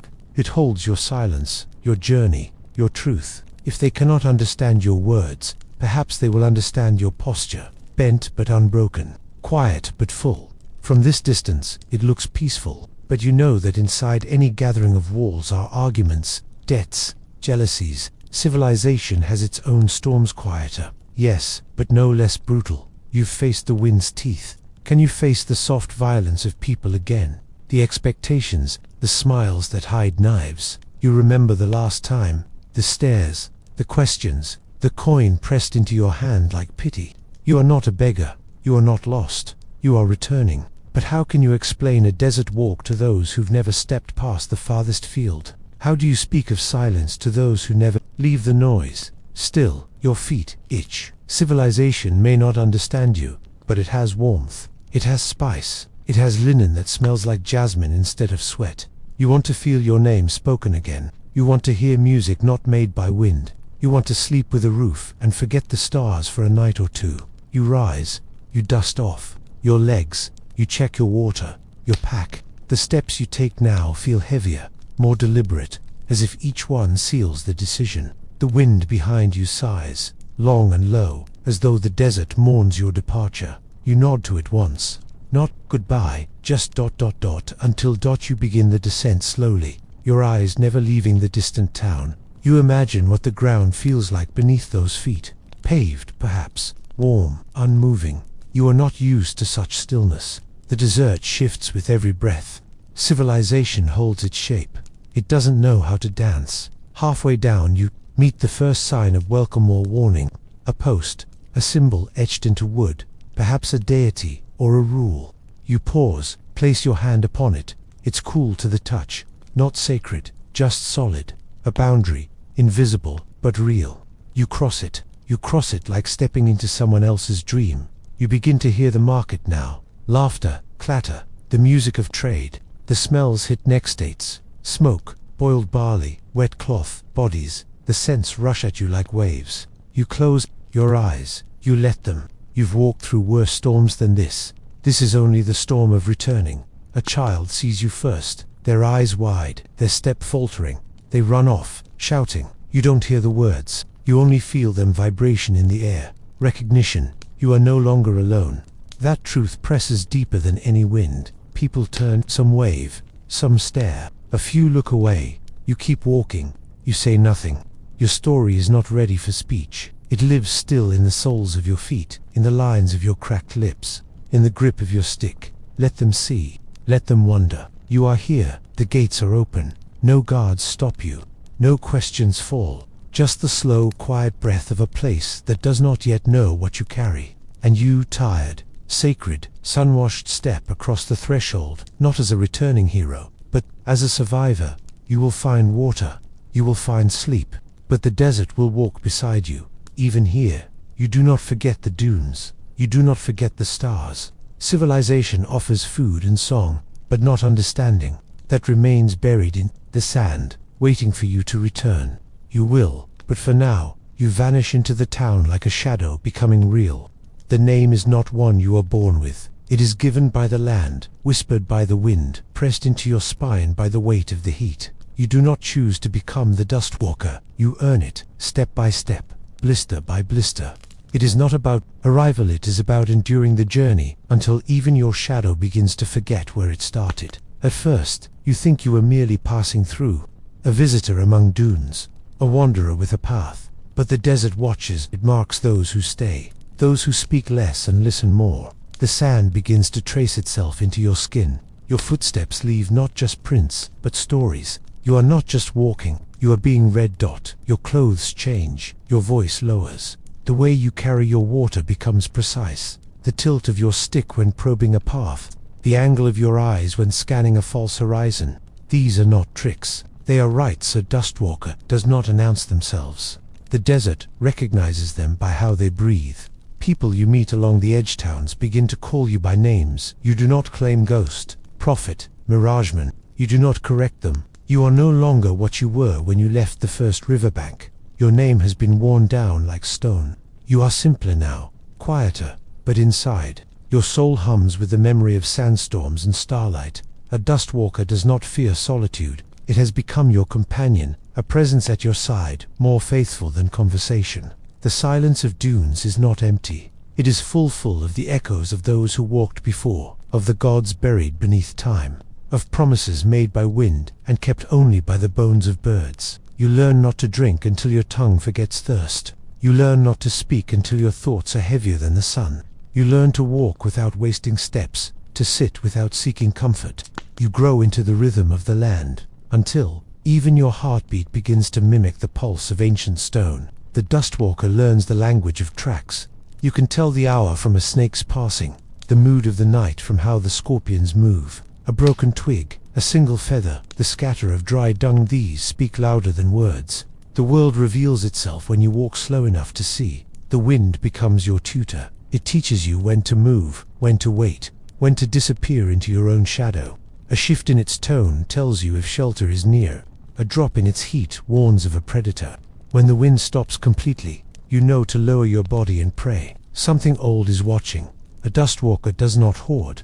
You carry only what is sacred: water, linen, salt, the small amulet pressed into your hand by a mother who feared she'd never see you again. Everything else the desert strips away. Your wants, your pride, your need to be seen. What remains is enough. When others cross your path, they pause. Something about your presence unsettles them, not fear, exactly, but reverence. They sense the quiet on your skin, the miles in your eyes. They offer bread without asking questions. You nod, you eat, you leave. You do not belong to their fires. You stop keeping count of the days. The sun does not care how many times it has risen, neither do you. What matters is the feel of each morning's light, whether it arrives warm or warning. The dust settles differently each dawn. A dust walker reads time in the slant of a shadow, not in calendars dotted night. You speak softly to the sand, not with words, but with movement. You smooth a place for your body. You thank the wind for keeping the scorpions elsewhere. You sleep light, but deep. Dreams visit you, thick with color and scent. They are not your dreams. They belong to the land. You are merely borrowing them.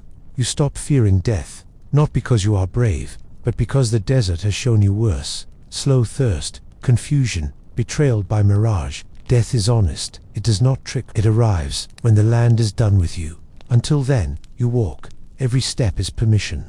Every breath is a gift. You become attuned to the songs beneath silence, the vibrations of beetle wings beneath soil, the subtle rasp of sand slipping down a dune's edge. You begin to understand that the desert is never still. It is always speaking.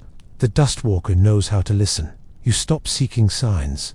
Every rock, every crack in the earth, every shift of light is a sign. You no longer ask questions. The answers lie beneath your feet, in the rhythm of your steps, in the way your shadow shortens as noon draws near. Truth is not spoken, it is walked. Some nights, you find ancient paths, buried trails carved by those long gone. You follow them with reverence, not to reach where they led, but to remember, to honor. The dust walker is not just a traveler, but a witness. You walk for the ones who no longer can. The land begins to accept you. Animals no longer flee. Snakes pass beside your feet without curling in defense. Birds call once, then continue their songs. Even the wind softens when you pass. You are no longer an outsider. You are an instrument within the symphony of this place. You do not celebrate small victories. Finding water, surviving heat, navigating out of a sand trap. These are not miracles. They are necessities. The dust walker learns not to cheer for survival. You give thanks and move on. The desert does not pause for applause. In time, you forget your own face. Mirrors are rare, and memory is faulty. You measure your appearance by how others react, how quickly they lower their eyes, how often they step aside. The dust masks you. The sun alters you. You become a shape sculpted by hardship. You find relics, sometimes a broken pot, a torn sandal, a fossil of bone. You kneel beside them, touch them lightly, then leave them undisturbed. The dust walker does not claim what was not offered. The desert buries its dead gently. You honor that. You grow used to being mistaken for myth. Stories spread. The one who walks forever, the one who speaks to sand, the one who never dies. You do not correct them. Let them think what they need. The truth is quieter than legend. The truth is that you walk because you must. The dust never leaves you. Even in civilization, it lingers. In your clothes, your lungs, your silence. You are marked. Some call it curse, others call it gift. But you know better. It is neither. It is path. And the dust walker never forgets the direction of wind. You will not find peace at the end of the road. There is no end, no destination. Only the next rise of heat, the next ridge of sand, the next night spent beneath stars. The dust walker walks not for purpose, but for the promise of knowing the land more deeply with each step. And when your time comes, when the breath leaves your chest like mist from a jar, you will not resist. You will fold into the sand that once held your sleep. The wind will cover you gently, and another walker, one day, will pass and hear the whisper of your steps still echoing, softly, beneath their own.